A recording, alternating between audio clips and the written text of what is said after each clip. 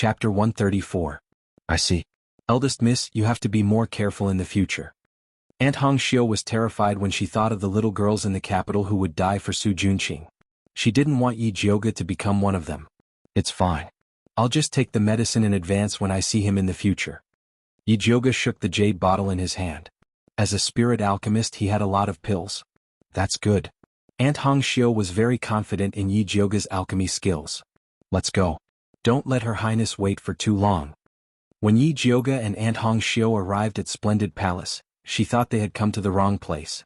The last time she entered the palace, Splendid Palace still looked old and defeated. Now it was magnificent. Beautiful flowers were placed on both sides of the road. There was even a peach blossom forest that wasn't there before. As expected of the 6 palaces, Nanny Zhou was waiting at the door. When she saw Yi Jioge from afar, she greeted him with a smile. Eldest miss, you're finally here. Her Highness was talking about you. Nanny Zhou, long time no see. Yi Jioge smiled at Nanny Zhou and walked into the gorgeous Splendid Palace with her. Imperial consort, she was wearing a rust-red bright gold crab claw chrysanthemum palace dress. In the middle of her high bun was a phoenix spreading its wings. It was inlaid with jade and 7 jewels. On the side was a golden phoenix holding a pearl and a golden wing hairpin. She was peerless and dignified, showing the majesty of a beloved consort. Jioge is here. Imperial consort, she smiled and stood up. She personally came over to hold Yi Jioge's hand. Her sharp aura had completely disappeared. She was as intimate as when they were in the Dongling Wangfu. Her Highness, eldest miss also brought you a gift. Aunt Hongxiu put the mahogany box she had been holding on the table. Why did you bring something when you came? Aren't you alienating me? Imperial consort, she was annoyed. It's not anything expensive. It's just some henna and fragrance powder I made myself. Yi Jioge opened the mahogany box and took out the white porcelain bowl inside. Jioge really understands me. I don't dare to use the things in the palace. I was just worrying about where to buy them. Imperial consort, she said in surprise. Her Highness, see if you like it. Yi Jioge opened all the bottles. Noble consort, she skin was very white, and 2 bright colors would make her look vulgar. Therefore she made a set of all kinds of fresh and natural colors, from light to dark, and let noble consort she choose freely. First miss is really considerate. I have never seen such a beautiful nail flower. Nanny Zhou praised sincerely. It is indeed beautiful. I like it very much. After looking at them one by one, noble consort, she chose the lightest pink and couldn't wait to let Nanny Zhou dye it for her. This color really complemented her fingers, making them look even more white and tender. All right. Your Highness, I heard from Big Brother that you were poisoned by the Empress as soon as you returned to the palace. May I know what happened?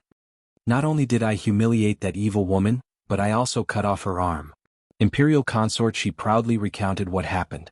It turned out that on the 2nd day after she returned to the palace, the Emperor held a banquet in the inner palace to welcome her. She had been eating well before, but she suddenly felt nauseous and wanted to vomit. After careful investigation, she found that there was something wrong with the wine. Speaking of this, Imperial consort, she suddenly revealed a mysterious smile and asked Yi Jioge, do you know what I did with the poisoned wine in the end? Yi Jioge thought for a moment and guessed, you poured the poisoned wine away? No, guess again. Imperial consort, she shook her head. Yi Jioge guessed a few times but didn't get it right, so he said helplessly, Your Highness, don't keep me in suspense. Only then did Imperial consort, she slowly say, I gave the poisoned wine to someone else to drink. Gave it to someone else? Yi Jioge froze and looked at Nanny Zhou. Was she asking her to block the bar?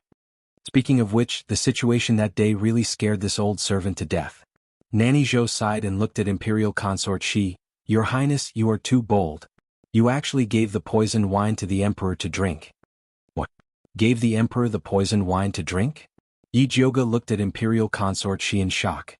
For a moment he wondered if Imperial consort was crazy. I'm not crazy. Imperial consort smiled and said, I wasn't the one who poisoned him. If anything happens to the Emperor, it's naturally the one who poisoned him. When the palace maid who poisoned him saw that Imperial consort actually gave the poisoned wine to the Emperor to drink, she was so scared that she immediately broke the wine pot. Imperial consort provoked a few words from the side, and the Emperor angrily interrogated all the people in charge of the banquet. Although those people didn't expose the Empress, the head eunuch who had been in charge of the imperial kitchen for many years was beheaded. Imperial consort took the opportunity to place her own people there. The Empress suffered a big loss, but she couldn't say anything. She almost died of anger. Your Highness is amazing, Yi Jioga said with admiration. When this woman became ruthless, she was really willing to do anything. Speaking of which, it's all thanks to the poison testing pill you gave me. Otherwise, let alone the Empress, I'm afraid I wouldn't even be able to keep my life. Imperial consort, she looked at Yi Jioga gratefully. Yes, this servant and Nanny Zhou also escaped the Empress's evil hands thanks to eldest Mississippi. The reason why Aunt Hongxiu was so respectful to Yi Jioga was because of this. It's okay. If you guys eat well, I'll go back and ask Brother Bai to send a few more bottles. You can give it to whoever you want, but you must watch them eat it. Don't let this pill fall into the Empress's hands. Otherwise it will be troublesome. Yi Jioga said cautiously. Those poison testing pills contained live poisonous earthworms. As long as you pinched it, you would know the truth. Don't worry, other than Nanny Zhou and Hongxiu, I won't give it to anyone else. Imperial consort, she smiled faintly. This poison testing pill was her life-saving item. Only Nanny Zhou and Aunt Hongxiu, who had followed her for most of her life, were qualified to use it. Your Highness, when we entered the palace, we met Su Junqing at the entrance. Why did he enter the palace? Yi Jioga asked again. It's because that evil woman, the Empress, called him in. She probably wants to find him to harm us. With the poison testing pill, Imperial consort, she didn't put the Empress in her eyes anymore. Your Highness, it's better to be careful. That Su Junqing's evil arts are quite powerful. Even I almost fell for it just now. Yi Jioga said solemnly. When you see him in the future, you must take the clear heart pill in advance. Don't worry, Su Junqing won't be able to jump around for long. The Emperor is very concerned about the evil cultivator. In addition to letting the Ministry of Justice handle it, he has also sent many secret guards to investigate. Su Junqing will reveal himself sooner or later. Also, I mentioned the Empress and the Crown Prince in front of the Emperor once, and he became suspicious of them. Imperial consort, she smiled. She couldn't wait for the Empress and Su Junqing to get closer. When Su Junqing's identity as an evil cultivator was exposed, the Empress and the Crown Prince would die without a burial place. Chapter 135. Your Highness, it's better to be safe. Yi Jioga was worried that Imperial consort, she was eager to take revenge. If Emperor Xian noticed something, it would not be worth it. Don't worry, I know what to do. Noble consort, she wasn't in a hurry to take revenge at all because she was enjoying the fact that the Empress didn't like her but couldn't get rid of her. Yi Jioga chatted with noble consort she for a while, and seeing that it was getting late, he excused himself with the excuse of preparing for the alchemy competition. Although noble consort she was reluctant, she didn't want to delay Yi Jioga's business, so she asked Aunt Hongxiu to send Yi Jioga back. Not only did he give her a cart full of good stuff, he even gave her a place in the alchemy competition. Yi Jioga toyed with the red token that represented his advancement as he walked toward Purple Forest Park. Although she couldn't use this token, she still appreciated noble consort she's good intentions. Young Miss, Master invites you to the study. Pine Cypress stood at the entrance of Purple Forest Park. It looked like he had been waiting for a long time. Father, why are you looking for me? Yi Jioga hadn't seen Yi Yuxuan in a while. Master said he has something important to discuss with you, but I don't know the specifics. Songbai replied respectfully. Got it? I'll be there in a bit. Yi Jioga waved his hand. Yes. Pine Cypress bowed and left. Just as Yi Jioga entered the house, Mother Qing welcomed her and said, Eldest Miss, Master wants to talk to you about the alchemy competition. During this time, Mother Qing had bribed an informant in the main courtyard, so she was much more well-informed than before. Alchemy competition? Yi Jioga raised her eyebrows. She couldn't understand why Yi Yuxuan would ask her about this. By the way, First Miss, I heard that Second Miss is determined to win this alchemy competition. During this time she and the Crown Prince are very close. The Crown Prince also sent a lot of alchemy materials. These were the news that Pearl inquired. The Crown Prince sure knows how to win people over. Yi Jioga couldn't help but laugh. Win over my ass. Fortunately, the young miss woke up early and broke off the engagement with this scumbag. Mother Qing said disdainfully. When Su Yufeng was chased to the ancestral temple, Yi Shanshan was grounded. The Crown Prince sent a palace maid over to take a look, but there was no further news. Now that the alchemy competition was going to be held, the Crown Prince found that Yi Shanshan was worth a lot of money, so he became more active. This kind of two-faced man was really a scumbag. Yi Jioga nodded in agreement. Madame Qing helped Yi Jioga tidy up her appearance and said, Eldest Miss, you should go quickly so that Master won't get angry again. Yi Jioga brought Pearl to the main courtyard, then entered the study room alone to see Yi Yuxuan. "Where did you go today? Why are you back so late?" Yi Yuxuan said unhappily. "Noble consort, she summoned me to the palace, so I came back late," Yi Jioge replied indifferently. "Noble consort, she summoned you to the palace. How come I didn't know about this?" Yi Yuxuan was shocked and angry at the same time. "You didn't even tell me about such a big thing. Do you still have me as your father in your eyes?" "Of course not." Ever since Yi Yuxuan had tacitly agreed to let old Master Su make a move on her, she had hated Yi Yuxuan, this hypocritical fellow. If it wasn't for the fact that the title of patricide wasn't pleasant to hear, she really wanted to get rid of this scumbag of a father. Yi Jioge suppressed her anger and coldly said to Yi Yuxuan, "If you're looking for me to talk about this, then there's no need." With that, she stood up and was about to leave. "Wait a minute." Yi Yuxuan shouted at Yi Jioge and quickly said, "This pill refining competition will be held in the medicine refining valley. You three sisters must help each other when you go out. You are the eldest sister, so you must take good care of your two younger sisters. I will naturally take care of fourth sister, but second sister, you should find someone else." Asking her to take care of Yi Shanshan, what kind of joke was this? It was already kind enough that she didn't find a ditch to drown Yi Shanshan. What kind of attitude is this? Yi Yuxuan slammed the table and scolded, "I know you are unhappy because of the Su family, but when you go out, you sisters represent the Yi family's face. I don't care what conflicts you have at home, but when you go out, you must unite and help each other." "Puchi." Yi Jioge suddenly laughed. "What are you laughing at?" Yi Yuxuan asked angrily. "So father also knows that when we go out, we represent the Yi family's face. I thought that we represent the Su family's face." Yi Jioge laughed. "What nonsense are you talking about? The Su family is the Su family and the Yi family is the Yi family. How can you talk about them together?" Yi Yuxuan said with a black face. "Father says one thing but he does another."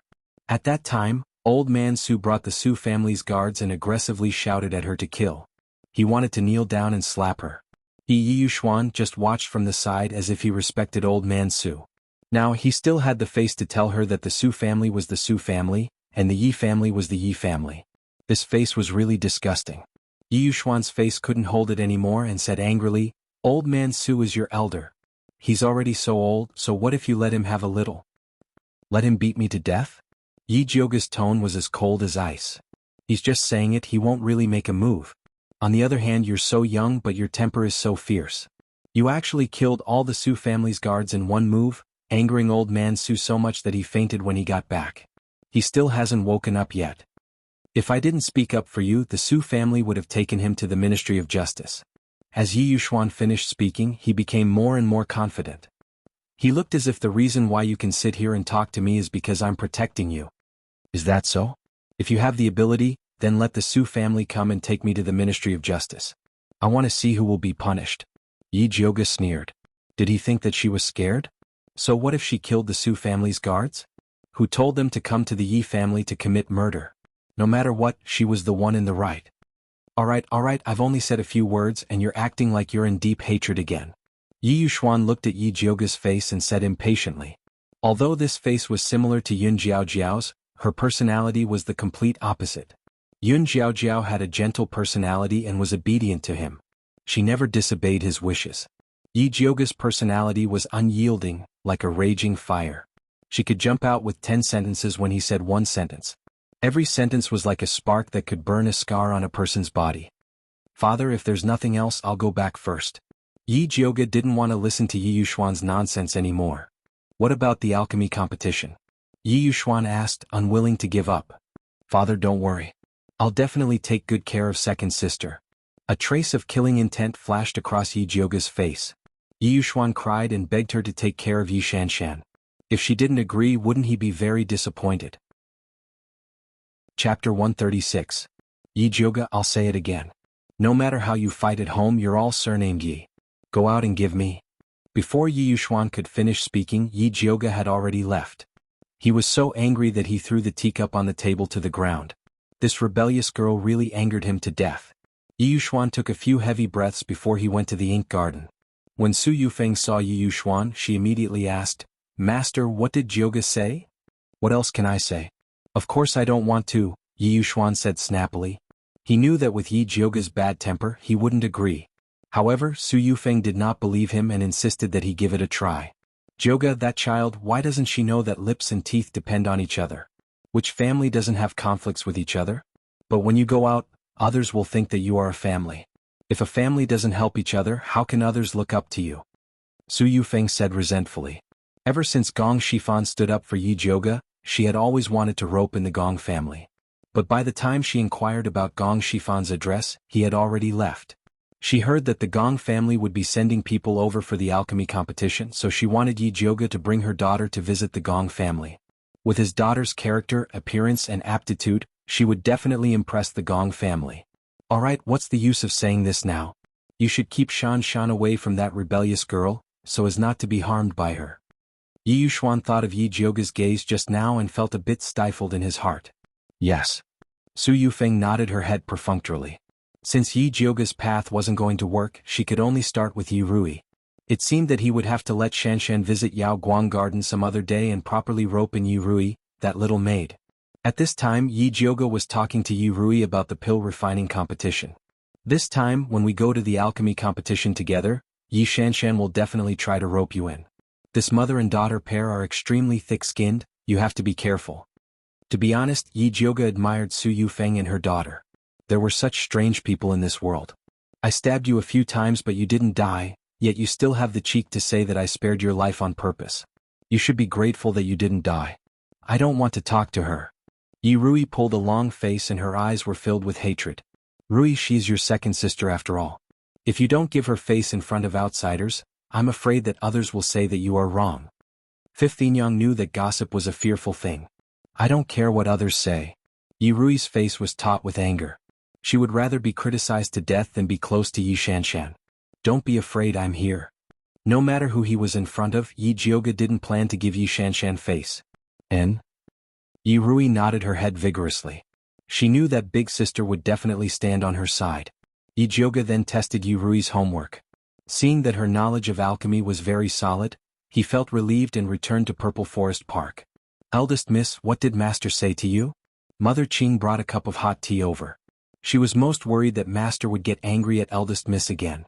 Nothing much, just a bunch of nonsense.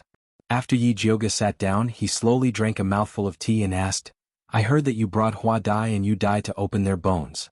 Did it go smoothly? It went very smoothly.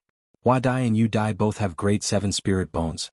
The bone-opening medicine that eldest miss gave us is indeed powerful. Mother Qing said excitedly. One must know that bone roots were also divided into high, middle, and low grades. Grade 9 to grade 7 was high grade, grade 6 to grade 4 was intermediate grade, and grade 3 to grade 1 was low grade.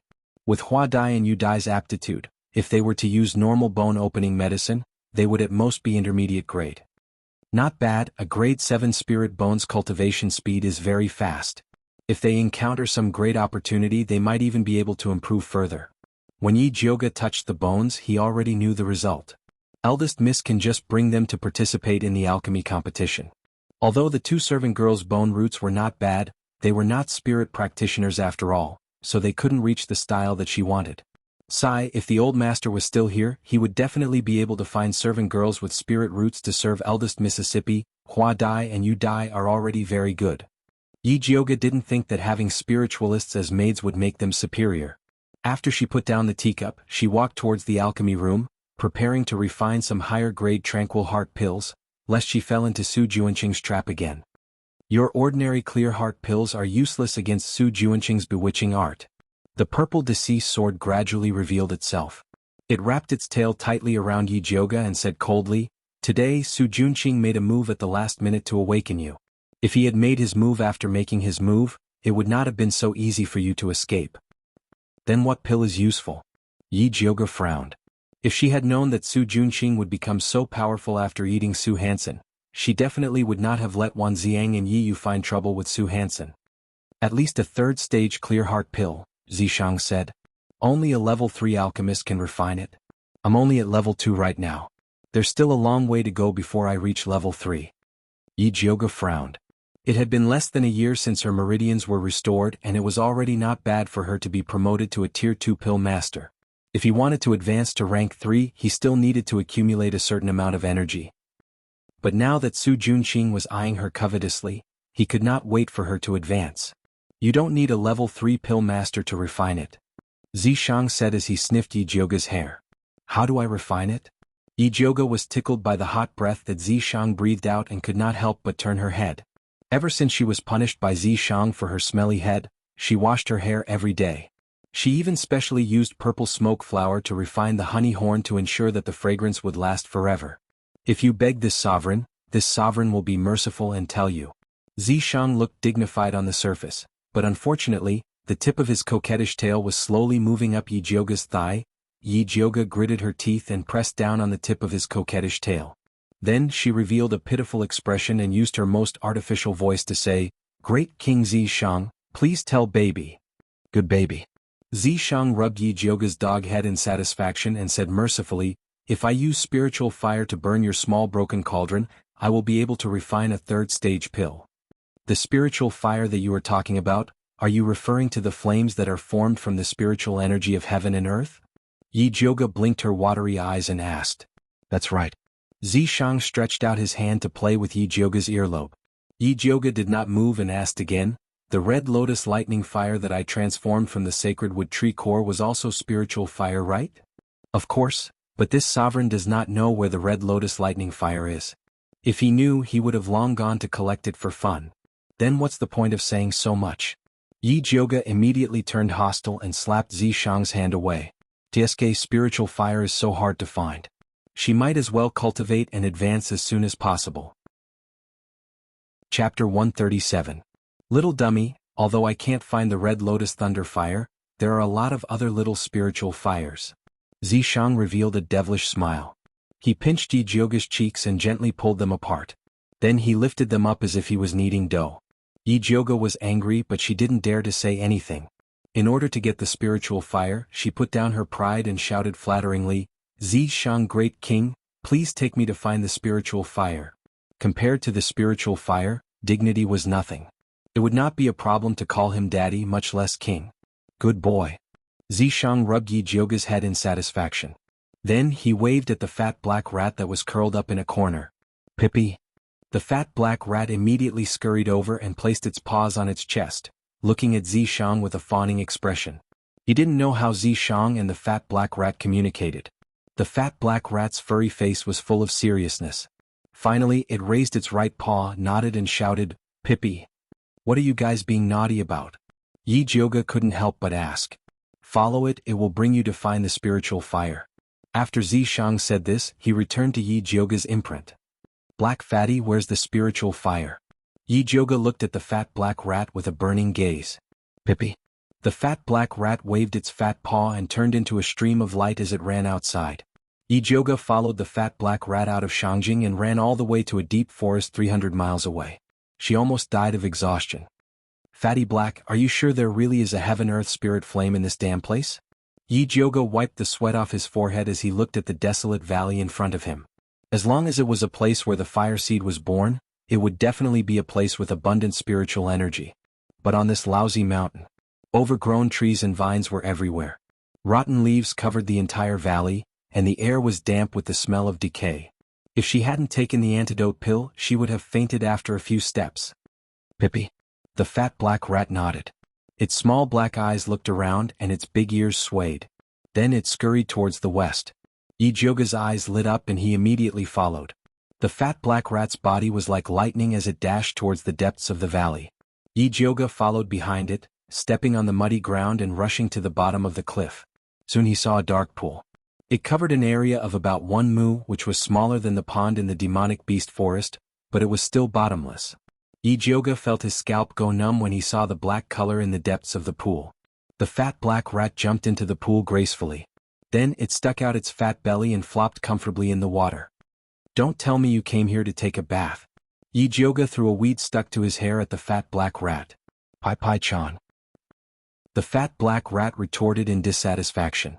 Then it stuck out its fat butt and dived into the pool. "Hey, wait, give me a blue stone first." Yijioga patted the surface of the water to call the fat black rat. Although she knew how to hold her breath, if the water was as deep as the last time, she would suffocate to death without the blue stone. Unfortunately, the fat black rat did not respond. It was as if it had already run far away. Yijioga frowned as he looked at the dark pool. He silently pondered whether he should go down to investigate the situation or wait here for the fat black rat to return. What are you waiting for? Hurry up and catch up. Zishang's voice fell. Yi Jiuge's butt hurt. Her body involuntarily fell into the pool and she almost choked to death. She awkwardly floated to the surface. Wiping the water droplets off her face, she scolded the mark on her hand. Are you crazy? He actually dared to kick her into the water. I did it for your own good. Zishang's voice was lazy, without a hint of remorse. Thank you, but I don't need it. You can keep it for yourself. Yi Jiuge spat at the mark and swam towards the shore. Treasures don't wait for people. If you don't follow me, forget about the spiritual fire, even that fat black rat will run away. Zishang said coldly. If it runs, then it runs. Who cares? Although Yi Jiuge said that, she was still reluctant to let go of the fat black rat that she could refine into Dan poison. After thinking for a while, she held her breath and dived towards the bottom of the pool. As she dived, she found that this pool was even colder than the lake in the demonic beast forest. The strangest thing was that there were no fish swimming in this pool. Logically speaking, there should be a lot of fish living in this deep mountain pool where no one hunted. Unless something had eaten all the creatures in the pool. Her heart skipped a beat. She felt uneasy for some reason. The air in her lungs was getting thinner and thinner. If she dived any further, it would be very dangerous. Although the spiritual fire was important, her life was even more important. Yi Jiuge decisively turned around and wanted to return to the shore.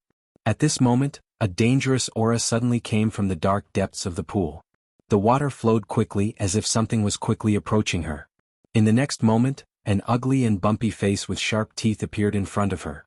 It was actually a second-rank demonic beast, the iron-skin crocodile. This type of crocodile was extremely savage. There would be no living creatures in the waters where it was. The iron skin on its body was indestructible. Its hard and sharp teeth could bite through rocks. It could be said to be the overlord of the water. Yi Jiuge was a dragon on the shore but a worm underwater. There was no way she could fight against this iron-skin crocodile. However, in this situation she couldn't run away. She could only face it head-on. Yi Jiuge took out the Thunder Snake illusionary whip from her waist and infused it with spiritual energy to whip the crocodile. Although the Thunder Snake illusionary whip turned into purple lightning in the water, it still accurately landed on the iron-skin crocodile. The iron-skin crocodile trembled in pain. Its eyes revealed a fierce glint. It swung its thick tail and pounced towards Yi Jiuge like an arrow. Yi Jiuge whipped the iron-skin crocodile's bloody mouth again. Using the rebound force, she slid backwards and dodged this attack. The black-skin crocodile felt pain after being hit by the Thunder Snake illusionary whip. It became even more berserk. It opened its mouth and spat out a water column. Yi Jiuge felt a dull pain in her chest from the waves. She lost her balance and knew that she couldn't continue fighting with the iron-skin crocodile. She had to settle this quickly. Yi Jiuge raised the Thunder Snake illusionary whip again and stuck her finger into the snake's head. There were 2 snake teeth inside. Sucking blood could unlock the demon artifact's seal. However, it could only be unlocked once a day. Unlock Thunder Snake Demon Artifact. Yi Jiuge muttered in her heart. After sucking blood, the snake's eyes lit up and instantly released a terrifying aura. It was like a starving beast that had been imprisoned for a long time and wanted to devour all living things. The iron-skin crocodile originally wanted to swallow Yi Jiuge into its stomach. After feeling the bloodthirsty aura from the Thunder Snake illusionary whip, it swung its tail and wanted to escape. The Thunder Snake illusionary whip suddenly expanded and turned into a slender silver poisonous snake. In an instant, it pierced through the iron-skin crocodile. The iron-skin crocodile's body exploded. Blood dyed the entire water. The Thunder Snake illusionary whip swam in the water and greedily devoured the blood. With the crisis averted, Yi Jiuge relaxed. She found that the oxygen in her lungs was getting less and less. If she couldn't breathe in fresh air, she would suffocate to death. Chapter 138. Little dummy, can't you tell me if you want to transfer chi to me? Zishang showed up in the water and leisurely swayed his long black snake tail, protecting Yi Jiuge by his side. His jade-like skin emitted a faint light. His originally handsome face was like a mandala in full bloom in the water, beautiful beyond compare. Especially those purple eyes, which shone like the most beautiful crystal, revealing a sharp light that looked down on everything. He was so beautiful that he was like the god of water, illuminating the whole dark and bloody water. Even though Yi Jiuge was used to Zishang's beauty, she still couldn't help but be fascinated. Do you want it? Zishang smiled. Of course. Yijioga was about to suffocate to death. How could she care about propriety and shame anymore? She grabbed Zishang's arm and fiercely bit it. She wanted to stick her tongue in and tie it with his tongue so that he couldn't abandon her. Zishang was very satisfied with Yijioga's enthusiasm. The long snake tail wrapped around her body tightly, holding her and sinking to the bottom of the water. Zishang's lips were soft and cool with a faint fragrance. It was simply irresistible. After Yijioga recovered from the extreme suffocation, she only felt satisfied, dizzy, and weak all over. She actually had a strange pleasure. No wonder some perverts like to play suffocation. It was really special, but she definitely didn't want to try it again. At this time they had already sunk to the bottom of the water. In front of them was an extremely gloomy water channel with a strange smell. This dark and bottomless water channel should be very scary, but because of Zishang's beauty, Yijioga completely ignored this gloomy environment. In her eyes, there was only Zishang's charming purple eyes, straight nose, red lips, and the beautiful and mysterious demon tattoos on his body. Yijioga didn't know that in Zishang's eyes, she was also like a white lotus that was blooming, beautiful, enchanting, and extremely moving. This water channel was very long. After half an hour, Yijioga began to suffocate again and had to go to Zishang for help. Their bodies were entangled, one up and one down, rising and falling in the water, with indescribable ambiguity. The originally simple transfer of qi gradually became a little strange. Yijioga could clearly feel that Zishang was flirting with her. At first, the soft tongue of the snake only swept across her sensitive upper jaw tentatively. Sensing that she didn't avoid it, he began to be bold and unbridled, inviting her little tongue to wander. Yijioga actually refused to mess around in the water. What if he was accidentally sucked dry by the purple deceased sword? However, she was unable to withstand Zishang's experience. He messed around with the flow of qi and the breathing of qi, causing her to be confused and lost in love. She didn't even know when she had left the bottom of the lake. With a crash, Yijioga finally woke up. She pushed away the purple deceased sword that was tightly wrapped around her body. Only then did she realize that she had come to a strange cave. In front of her eyes were piles of white beast bones. A gust of cold wind blew through the gloomy cave, bringing with it a moldy stench that made one's hair stand on end. "If you're afraid, then hold on to me tightly." Zishang expressed that his embrace would always be open for her. "Tisk, big sister has seen more bones than salt, what's there to be afraid of?" She was just a little surprised. Yijioga glanced around and found the fat black rat lying in a corner. He struggled free from Zishang's embrace and went ashore.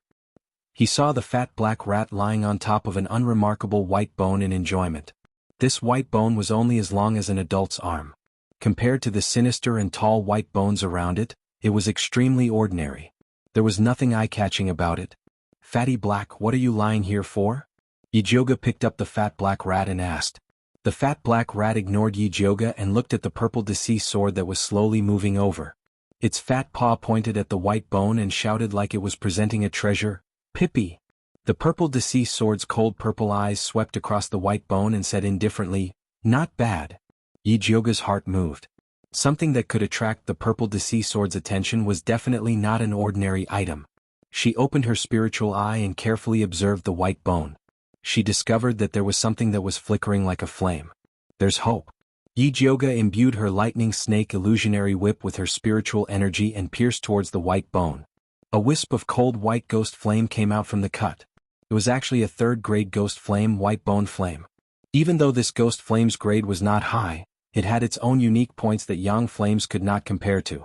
The ghost flame was born from a 1,000-year-old pile of white bones. It could absorb all kinds of resentment, yin qi and ghost qi. Its unique yin qi attack was extremely terrifying. Those that were burned by the ghost flame would fall sick as if they were possessed by a ghost. Other than that, this ghost flame could be used to refine all kinds of yin spiritual pills and ghost spiritual pills. It would have an extremely strong effect. For an assassin like Yiyu who was hiding in the dark, if he could use these yin pills to cultivate, his cultivation would improve by leaps and bounds. Most importantly, the white bone flame could be upgraded. If it could be upgraded into the netherworld ghost flame, it would become an existence that was not inferior to the red lotus lightning fire. At that time he would have the red lotus on his left, the netherworld on his right, and the lightning fire in the middle. How cool would that be? Even though the process of upgrading the white bone flame was extremely long as there was hope, there was nothing to be afraid of. "I can absorb this flame, right?" Yijioga looked at the burning white ghost flame excitedly. Of course you can absorb it here. Zishang stood behind Yi Jioga to protect her. Yi Jioga suppressed the ecstasy in her heart. Her hands formed a spiritual attraction technique and was about to absorb the white bone flame. The white bone flame had stayed here for thousands of years. How could it be willing to be absorbed by someone? It turned around and wanted to escape. Come here. Yi Jioga shot out a spiritual light and forcefully absorbed it into her body. After Yi Jioga absorbed the white bone flame, her expression became even more serious. Absorbing it was only the first step. Taming it was the most important step. Yi Jioga began to use her spiritual energy to absorb the white bone flame. The white bone flame was still obedient at the beginning. It followed Yi Jioga's spiritual energy to her dantian. Next, she only needed to leave her divine sense imprint on the white bone flame to complete the taming process. At this moment, the white bone flame suddenly exploded with a bang. An incomparably cold yin qi burst out and quickly spread along the meridians in Yi Jioga's body. Yi Jioga hurriedly increased the strength of the suppression. The white bone flame also felt the danger. The flame rapidly swallowed and spat out waves of cold yin qi. Yi Jioga's spiritual energy was greatly consumed by the white bone flame's struggle. At this speed, her spiritual energy would soon be completely exhausted. At that time, the white bone flame would lose its suppression. It would start to burn from within her body and directly burn her to ashes. Yi Jioga could not help but shiver. She was in a trance.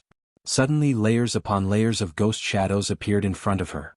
A cold wind blew and 10,000 ghosts cried. The door to the yellow springs slowly opened. Countless ghost claws grabbed Yi Jioga's ankle and pulled her towards the yellow springs. Yi Jioga felt her scalp go numb. She could not help but scream. Chapter 139. Zishang looked on coldly from the side. He had no intention of making a move. If he couldn't even subdue this small white bone flame, then there was no way he could subdue the red lotus lightning fire. When Yi Jioga sensed Zishang's disdain, he immediately sobered up and the evil fire in his heart flared up. It was fine if Zishang bullied her. You little wildfire dare to behave atrociously in front of me?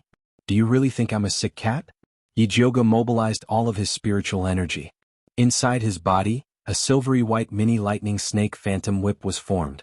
The little thunder snake illusionary whip opened its mouth wide and was filled with killing intent. It was ferocious and greedy, like a vicious beast released from the abyss. It wanted to devour everything and be quiet. If you don't listen to me, I'll eat you. Yi Jioga's ruthless killing intent was transmitted to the white bone flame through the thunder snake illusionary whip without any obstruction. She already had a disobedient demonic weapon, the thunder snake mirage whip, so she didn't want to get another disobedient spiritual fire. After the white bone flame felt Yi Jioga's killing intent, it immediately shrunk into the shape of a small skeleton, hugging its knees and shivering in its dantian, like a child being threatened by a bully. Yi Jioga knew that this was a sign of the white bone flame submitting to her, so she took the opportunity to place a divine sense imprint on the white bone flame. After successfully subduing the white bone fire, the extremely cold yin power just now turned into pure spiritual power, directly allowing her to advance from a rudimentary spiritualist to an intermediate spiritualist. It was indeed a treasure. Yi Jioga was delighted and stretched out her index finger. A wisp of eerie white flame rose, illuminating her face with a very strange sense of beauty. It was like a white lotus flower blooming in a pool of blood filled with white bones. The extreme black revealed the extreme white. This kind of beauty was even more holy and beautiful than that of a fairy from the ninth heaven. It could simply shake one's soul. Yi Jioga didn't know that he was walking further and further down the path of the white lotus. After she kept the white bone flame, she carefully inspected the white bone cave. Apart from a pile of iron-skinned crocodile bones, there was nothing else. It seemed that this cave was the burial chamber of the iron-skinned crocodile. Every iron-skinned crocodile who was ready to die would come here to rest in peace. If that was the case, there would soon be new iron-skinned crocodiles guarding the tomb. Thinking of this, Yi Jioga couldn't wait to leave.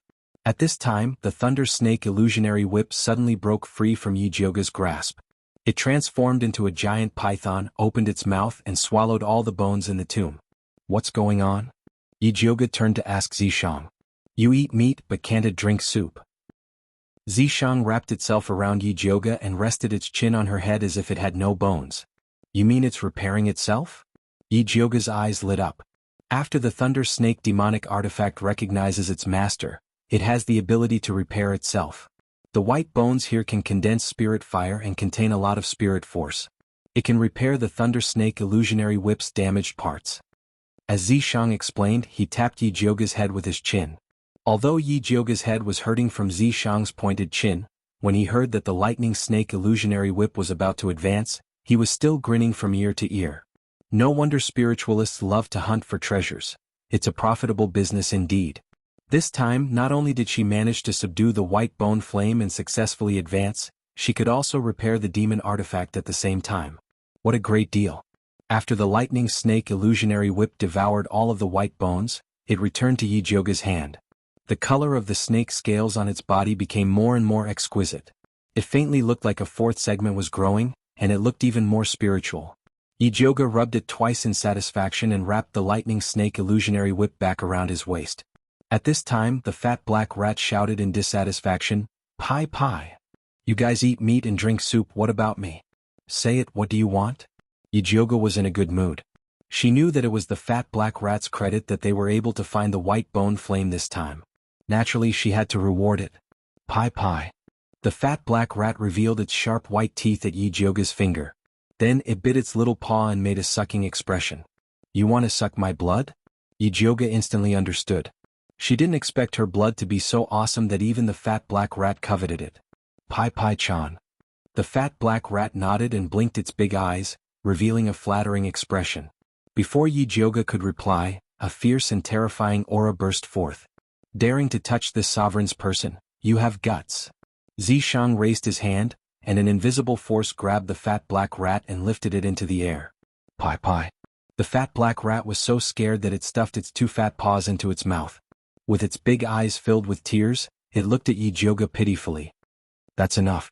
What's so heroic about scaring a fat mouse? Besides, it wants my blood, not yours." Yi Jioga patted Zishang's arm. She still needed this fat black rat to help her purify the pill poison. "What if I scare it away?" Zishang narrowed his eyes and looked at Yi Jioga. He did not put down the fat black rat. Instead, he asked with a threatening tone, "Do you still want to suck her blood?" "Pie pie pie pie." The fat black rat shook its head with all its might. Only then did Zishang put down the fat black rat. The fat black rat ran back into Yi Jioga's bag. Yi Jioga lightly patted the fat black rat's position and said to herself, "It's okay, when Zishang falls asleep, Big Sister will secretly feed you. I'm warning you, you better not have this idea." Zishang narrowed his purple eyes and said coldly, "This spirit rat's origin is unknown. Before we find out its background, you better not get too close to it. It's just a fat black rat. What's there to worry about?" Yi Jioga felt that Zishang was making a big fuss over a minor issue. This fat black rat was so weak. It did not have any attack power. What kind of storm could it cause? "Don't forget the agreement between us. Every drop of blood on your body belongs to me. If you dare to act rashly, don't blame me for being impolite." Seeing that Yi Jioga still had a disapproving expression, Zishang's eyes flashed with a dangerous light. He hugged her and pressed her down on his lower abdomen. The taste of punishment was self-evident. Yi Jioga could clearly feel two bulging bulges pushing against her from behind. At this time she remembered a legend. The snake seemed to have two big sticks. Yi Jioga's scalp instantly went numb. She hurriedly promised, "I won't move. I won't move." "You really won't move?" Zishang exhaled, but his voice was filled with regret. "I really won't move. So quickly take back your two evil sticks." Zishang's red lips hooked up. He slowly let go of Yi Jioga. Actually, he did not want to do anything to Yi Jioga in this damn place. He was only teasing her. But Yi Jioga, this idiot, was too stubborn. He could only use this kind of method to threaten her. Yi Jioga secretly heaved a sigh of relief. She did not want to stay in this damn place for another second. She also did not want to go back with Zishang. Thus, she took out the fat black rat and said, "Do you still have those blue stones from last time? Give me one." Chapter 140. The fat black rat looked at Zishang. Seeing that he didn't object, it took out a blue stone from its small animal skin bag and threw it to Yi Jioga. Yi Jioga ate the blue stone and said to Zishang, "Let's go." Zishang didn't say anything and went into the water with Yi Jioga. Yi Jioga was eager to go back and return to the shore at a faster speed than when he came. After Zishang followed Yi Jioga to the shore, he gently patted her head and said, "Get the spirit fire and go back to concoct pills." Yi Jioga didn't dare to provoke the stick snake and obediently nodded. Zishang then returned to the imprint with satisfaction. Yi Jioge heaved a sigh of relief and rejoiced in her heart. Luckily, Zishang's demon power hadn't recovered yet and the time he could spend every day was limited. If he could appear and follow her for 24 hours, it would become her nightmare. Zishang was preparing to cultivate in Yi Jioge's imprint and couldn't help but smile when he read Yi Jioge's thoughts. Since Yi Jioge was looking forward to him following her like a shadow, he couldn't let little dummy down. Yi Jioge still didn't know her nightmare was coming. She couldn't wait to return to Purple Forest Park and prepare to concoct external pills. Not long after Yi Jioge left the deep pond, a pink figure appeared in front of the deep pond. A faint smell of blood emitted from her body. The wild beasts in the surrounding valley heard the smell and came over but were destroyed by her hand, turning into a ball of blood in her hand. "Little baby, quickly take me to find the spirit fire after drinking the blood." The pink girl smiled sweetly. She was the female disciple of bloodthirsty sect, Lu Yunfei. She held a purple scorpion the size of a palm in her hand. After swallowing the ball of blood, her long tail pointed towards the bottom of the pond. "So it's at the bottom of the pond. I didn't expect a place like Shangjing to have a spirit fire." Lu Yunfei smiled with satisfaction. After she left the Blood Cloud Peak, she quickly rushed to the Shangjing. Originally, she wanted to directly find Su Junqing to understand the situation. She didn't expect that when she passed by the vicinity, her treasure-seeking scorpion suddenly moved and brought her all the way here. "Lead the way." Lu Yunfei flicked her finger. The treasure-seeking scorpion jumped into the deep pond and swam towards the bottom. Lu Yunfei followed without hesitation. Not long after sinking to the bottom, she smelled a faint smell of blood. Obviously, there was a battle here and it didn't last long. "Don't tell me someone got there first." Lu Yunfei's eyes were gloomy. She sped up and followed the treasure-seeking scorpion to an empty cave. Up and down, front and back, left and right, she turned them upside down, but there was nothing but a pile of broken bones. "Damn it! Who stole my treasure?" Lu Yunfei was so angry that her face turned malevolent. She smashed a hole in the wall with her palm. "No, that person shouldn't have gone far. There's still time to catch up. Bring me to the person who took the white bone flame." Lu Yunfei bit her finger and dripped a drop of blood towards the treasure-seeking scorpion. Her blood essence was 10,000 times stronger than that of a beast. A red light flashed on the body of the treasure-seeking scorpion. Its tail moved left and right before finally stopping in the east, which was the direction that Yi Jioge had left. Lu Yunfei jumped back into the deep pool and was about to chase after them when she was stopped by an iron-skinned crocodile that smelled blood. She didn't have time to waste on the iron-skinned crocodile. She raised her hand and threw a ball of blood in the opposite direction. The aroma of the spiritual blood enticed the iron-skinned crocodile to immediately pounce on it. Lu Yunfei quickly returned to the shore. The treasure-seeking scorpion could no longer find traces of Yi Jioge. Although the treasure-seeking scorpion was a spiritual beast, it could only sense the white bone flame within a radius of 10 miles. "Damn it, damn it, damn it." Lu Yunfei, who was furious, jumped into the deep pool and tied the iron-skinned crocodile up. She skinned it alive, pulled out its tendons and trampled it into meat paste. Only then did she relieve the anger in her chest. "You caused me to be covered in blood." Lu Yunfei sent the iron-skinned crocodile flying with a kick. She took out a new set of clothes from her Cosmo sack and changed into it. Only then did she continue to walk towards Shangjing. Yi Jioge didn't know that an innocent iron-skinned crocodile had been killed because of her. She was preparing to use the white bone flame that she obtained to concoct a third-ranked clear heart pill. Berberine, ice mint, clear mind grass. Yi Jioge threw the ingredients into the small bronze cauldron one by one and summoned the white bone flame to start concocting the pill. Using spiritual fire to concoct pills was indeed different. The small cauldron, which was usually like an old cow pulling a cart, began to revolve at a much faster speed. The impurities of the medicinal herbs were quickly analyzed and turned into a green solution that emitted a faint fragrance. When Yi Jioge was almost done concocting, she called the fat black rat over to help her clear the pill poison. "Pippi." The fat black rat didn't even raise its head and called out in a muffled voice. It hugged its small tail and shrunk into a black ball of fur.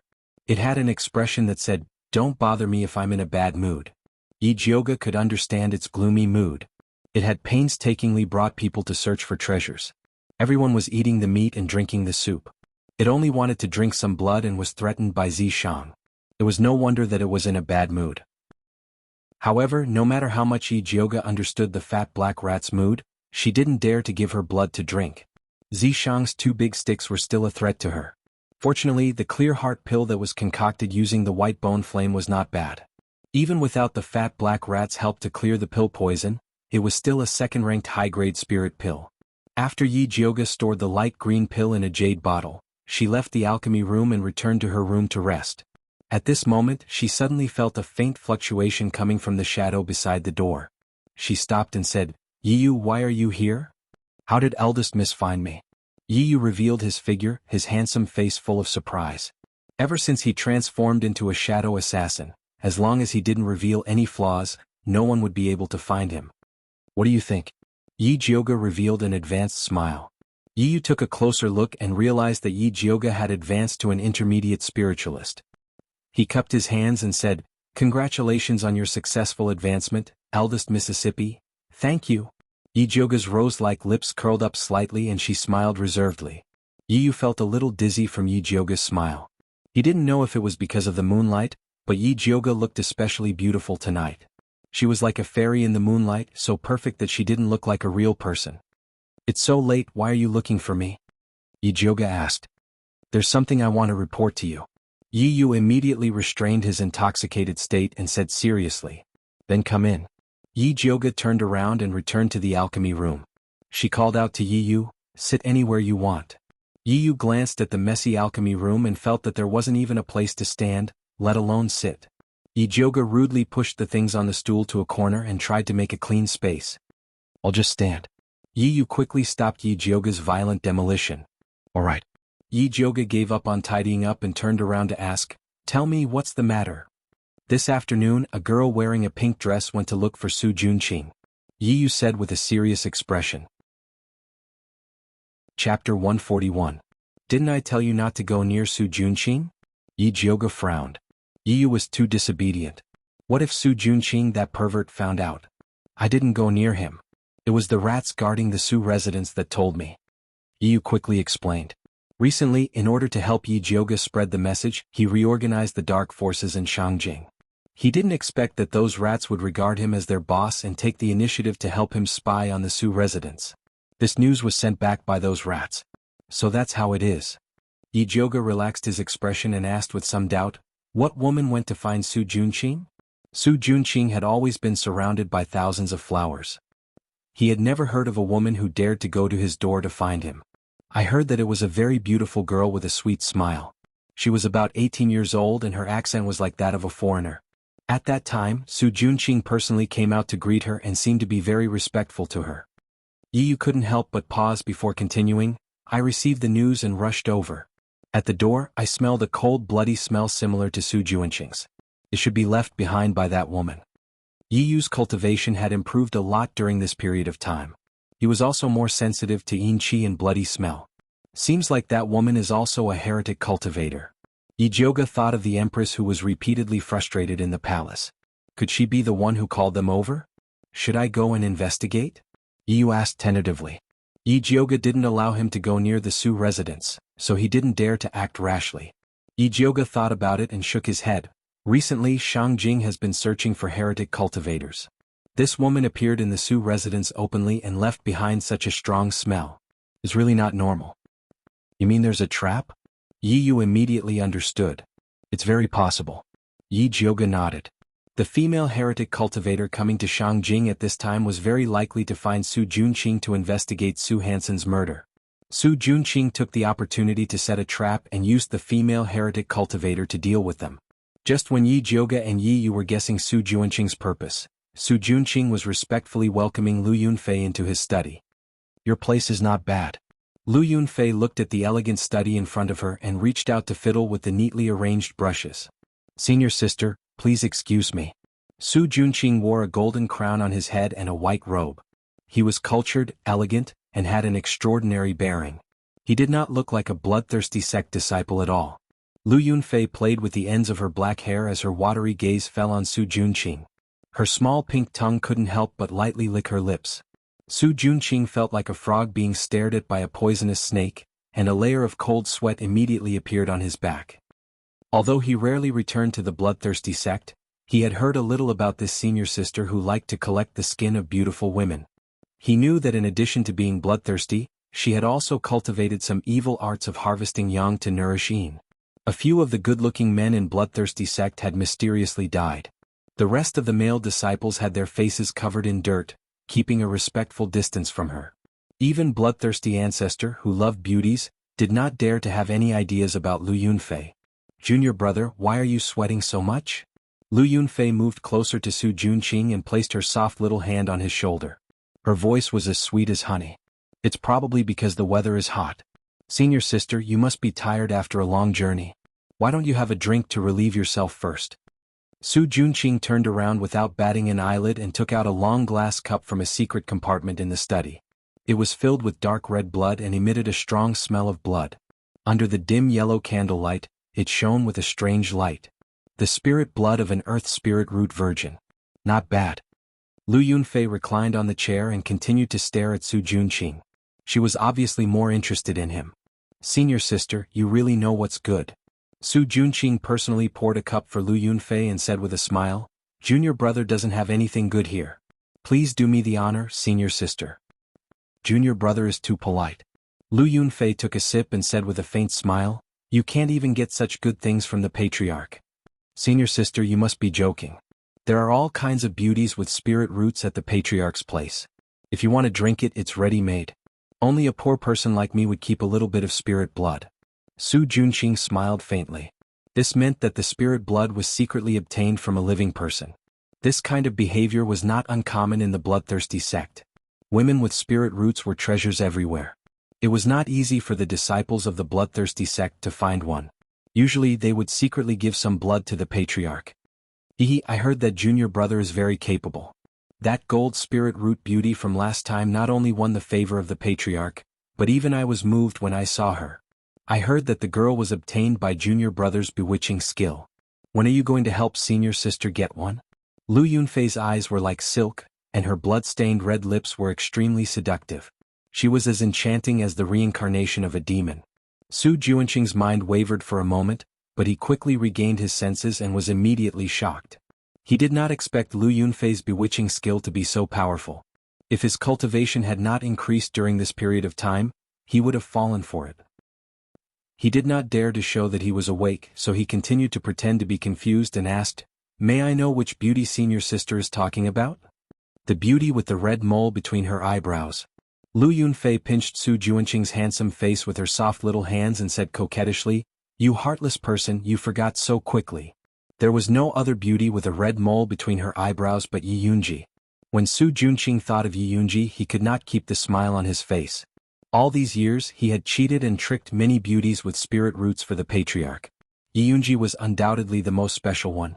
What was special about her was not that her spirit root was powerful, nor was it that her beauty was unparalleled. Instead, it was that Yi Yunji became pregnant with his child after they consummated their marriage. The beautiful appearance of Yi Yunji when she was pregnant flashed through his mind, and he felt an inexplicable sourness in his heart. At that time he really wanted to hide Yi Yunji and let her give birth to the child safely. He did not expect that she would abort the child after learning that the Yi family was destroyed. When Su Junqing thought of the bloody fetus, he could not help but clench his fists. He did not need a bitch who was out of control. Therefore he did not hesitate to give Yi Yunji to the bloodthirsty patriarch. He had thought that she would die quickly like the other women. He did not expect that she was still alive.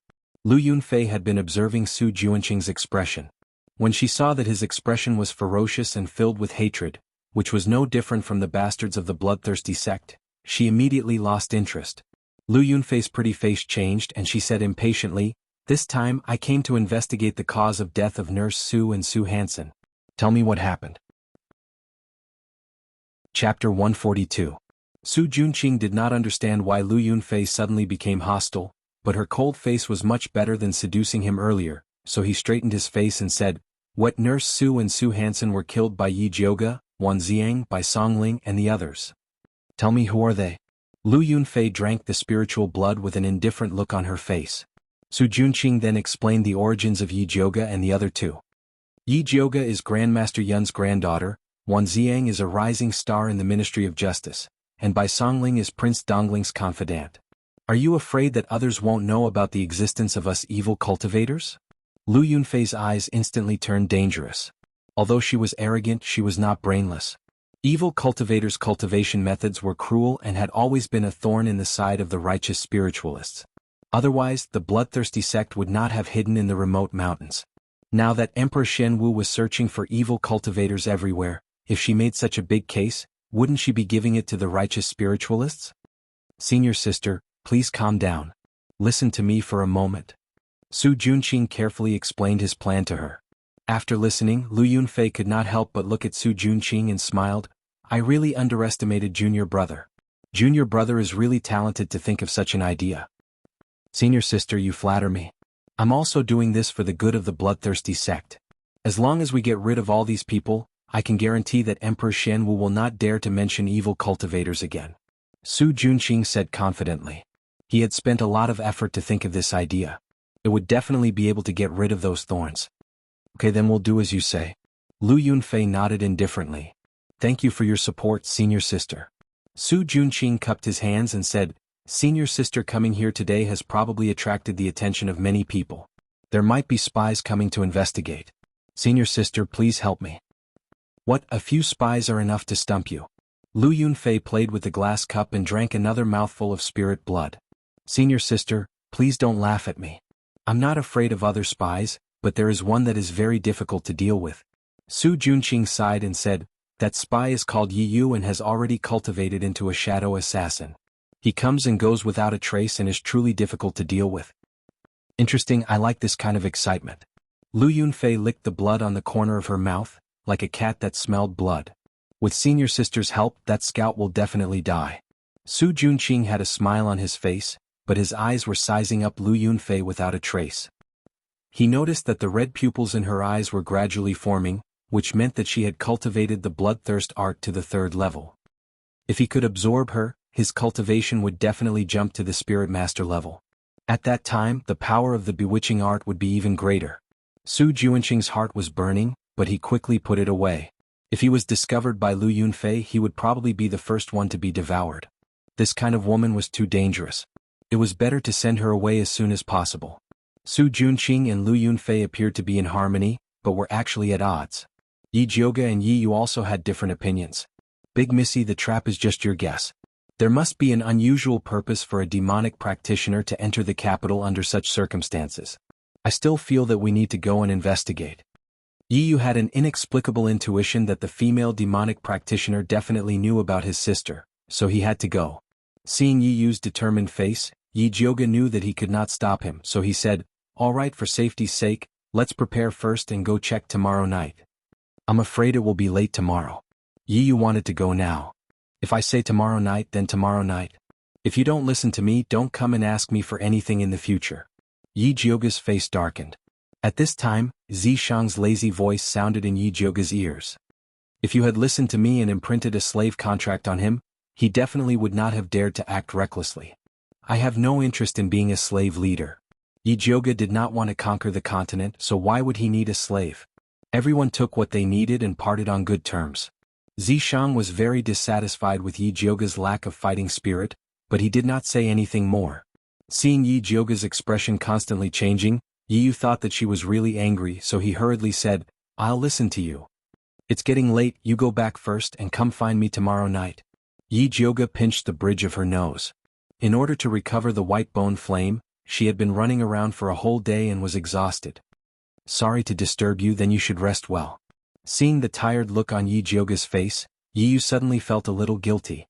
Yi Jioga half squinted her eyes, waved her hand, and like a wandering spirit, she returned to the house and fell asleep. The next day she went out for a stroll, inquired about some news and made some arrangements before returning to Purple Forest Park. After she changed into her night clothes, she saw that it was still early, so she went to the alchemy room to continue refining the 3rd stage clear heart pill. Night quietly fell, there were no stars and no moon, and the cold wind blew the leaves making rustling sounds. Yi Jioga refined another 2 bottles of 3rd stage clear heart pill, and when she walked out of the room, it was exactly midnight. Yi Yu was already waiting in the courtyard and said, Eldest Miss, the spy I placed in the Su residence reported that after that woman entered the Su residence, she was arranged by Su Junqing to stay in his study, and no one was allowed to enter or leave. Looks like Su Junqing is really afraid that we won't go find her. Yi Jioga smiled. Arranging a woman of unknown origin to stay in such a strange place like the study, as long as one was interested in the Sioux residence, they would not be able to resist investigating. Eldest Miss, why don't I go to the Sioux residence myself? Yi Yu was not afraid of traps, but he was afraid of dragging Yi Jioga down. Don't be silly, take this before entering the Sioux residence, it can resist Su Juanqing's bewitching spell. Yi Jioga threw the newly refined clear heart pill to Yi Yu. Many thanks. Yi Yu took the pill and once again rejoiced that he followed a pill master so he did not have to worry about pills. Yi Jioga put on her mask and quietly went to the Sioux residence with Yi Yu. Compared to the previous time when it was brightly lit, the current Sioux residence was much dimmer. Su Juanqing's study is next to the main courtyard. Yi Yu stood in the shadows and pointed to the brightly lit small courtyard in the middle. Yi Jioga glanced at the main courtyard, and then looked at Old Master Su's small building and asked, "How is Old Master Su now? How else can he be? His descendants are filial, greet him in the morning and evening, and he is surrounded by servants. What a blessing." Yi Yu sneered. He hated everyone in the Su family including Old Master Su. Knowing that he is not doing well, then I am relieved. Yi Jioga smiled. Until now the spirit doctors in Shangjing had not discovered that Old Master Su's coma was caused by a demonic technique, so there was no cure. Yi Yu deeply agreed with Yi Jioga's words and softly asked, "Eldest Miss, do we go now?" "No rush, wait a little longer." Yi Jioga shook her head, now was not the time to go in. Chapter 143. Yi was a little confused. When he was about to ask Yi Jioga what was going on, he heard neat footsteps coming from the quiet street.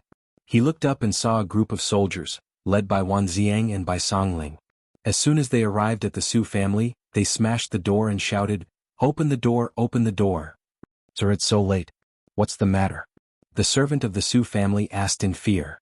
"Get out of the way." Wan Ziang pushed the servant away and rushed in with his soldiers. Su Juanqing stopped Wan Ziang with his guards and said gloomily, "You two are so powerful.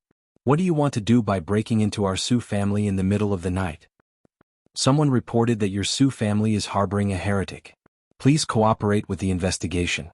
Wan Ziang's eyes were cold and his attitude was tough. "You want to search our Su family with just one sentence? What does Lord Wan think of us?" Su Juanqing said with anger. The guards behind him immediately pulled out their swords and stood in a row behind him. "What do you mean by this? The Emperor asked us to investigate the heretic. Do you want to defy the law?" Bai Songling began to make a big deal. "What do you mean by investigating the heretic? I think you want to avenge yourself." Su Juanqing didn't give in. The situation immediately fell into a stalemate. "What are you waiting for? Go down." Yi Jioga elbowed Yi Yu, who was in a daze. "This is your arrangement?" Yi Yu looked at Yi Jioga in surprise. He didn't expect that she would call Wan Ziang. "Of course, ordinary people like us have to report to the government immediately when we find a dangerous person." Yi Jioga smiled proudly. "Okay, go down. I'll wait here. If there's anything, just send the signal." Yi Yu didn't say anything more. He took advantage of the chaos and sneaked into the main courtyard silently. He pried open the window of the study and landed on the ground. Suddenly he felt like stepping on mud. Yi Yu looked down and found that there was a layer of light red sand in the shadow of the floor of the study. He was about to leave when a sweet voice sounded in the study. "What are you looking for, little brother? Do you need my help?" Then, a fair and soft little hand reached into the shadows and tore off Yi Yu's mask with incomparable precision.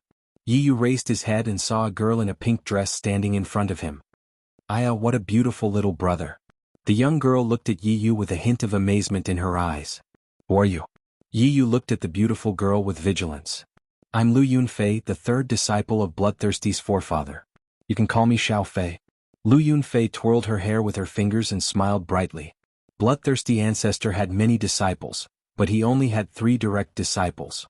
Lu Yunfei was his last disciple. When Yi Yu heard the 3 words bloodthirsty sect, his heart skipped a beat. He calmly asked, "Why are you here? Are you also here to ask Su Juanqing for human blood to cultivate?" He, those who cultivate with human blood are all outer disciples, I don't need it." Lu Yunfei's big watery eyes looked ambiguously at Yi Yu's tall and straight body, revealing the unique desire of an adult woman. Her expression was pure and evil, innocent and lascivious. All kinds of complicated auras blended together to form a strange charm that could make men fall head over heels for her. Yi Yu felt a strange fragrance float past his nose, causing him to involuntarily take a step toward Lu Yunfei. But soon, an ice-cold bitterness rushed from his stomach to his brain. Yi Yu immediately woke up and retreated into the shadows again. He cautiously asked, "Since you don't need human blood to cultivate, why are you in cahoots with Su Junqing? Don't you know he's a liar?" "What do you mean? Have you been tricked by him?" Lu Yunfei blinked and asked curiously.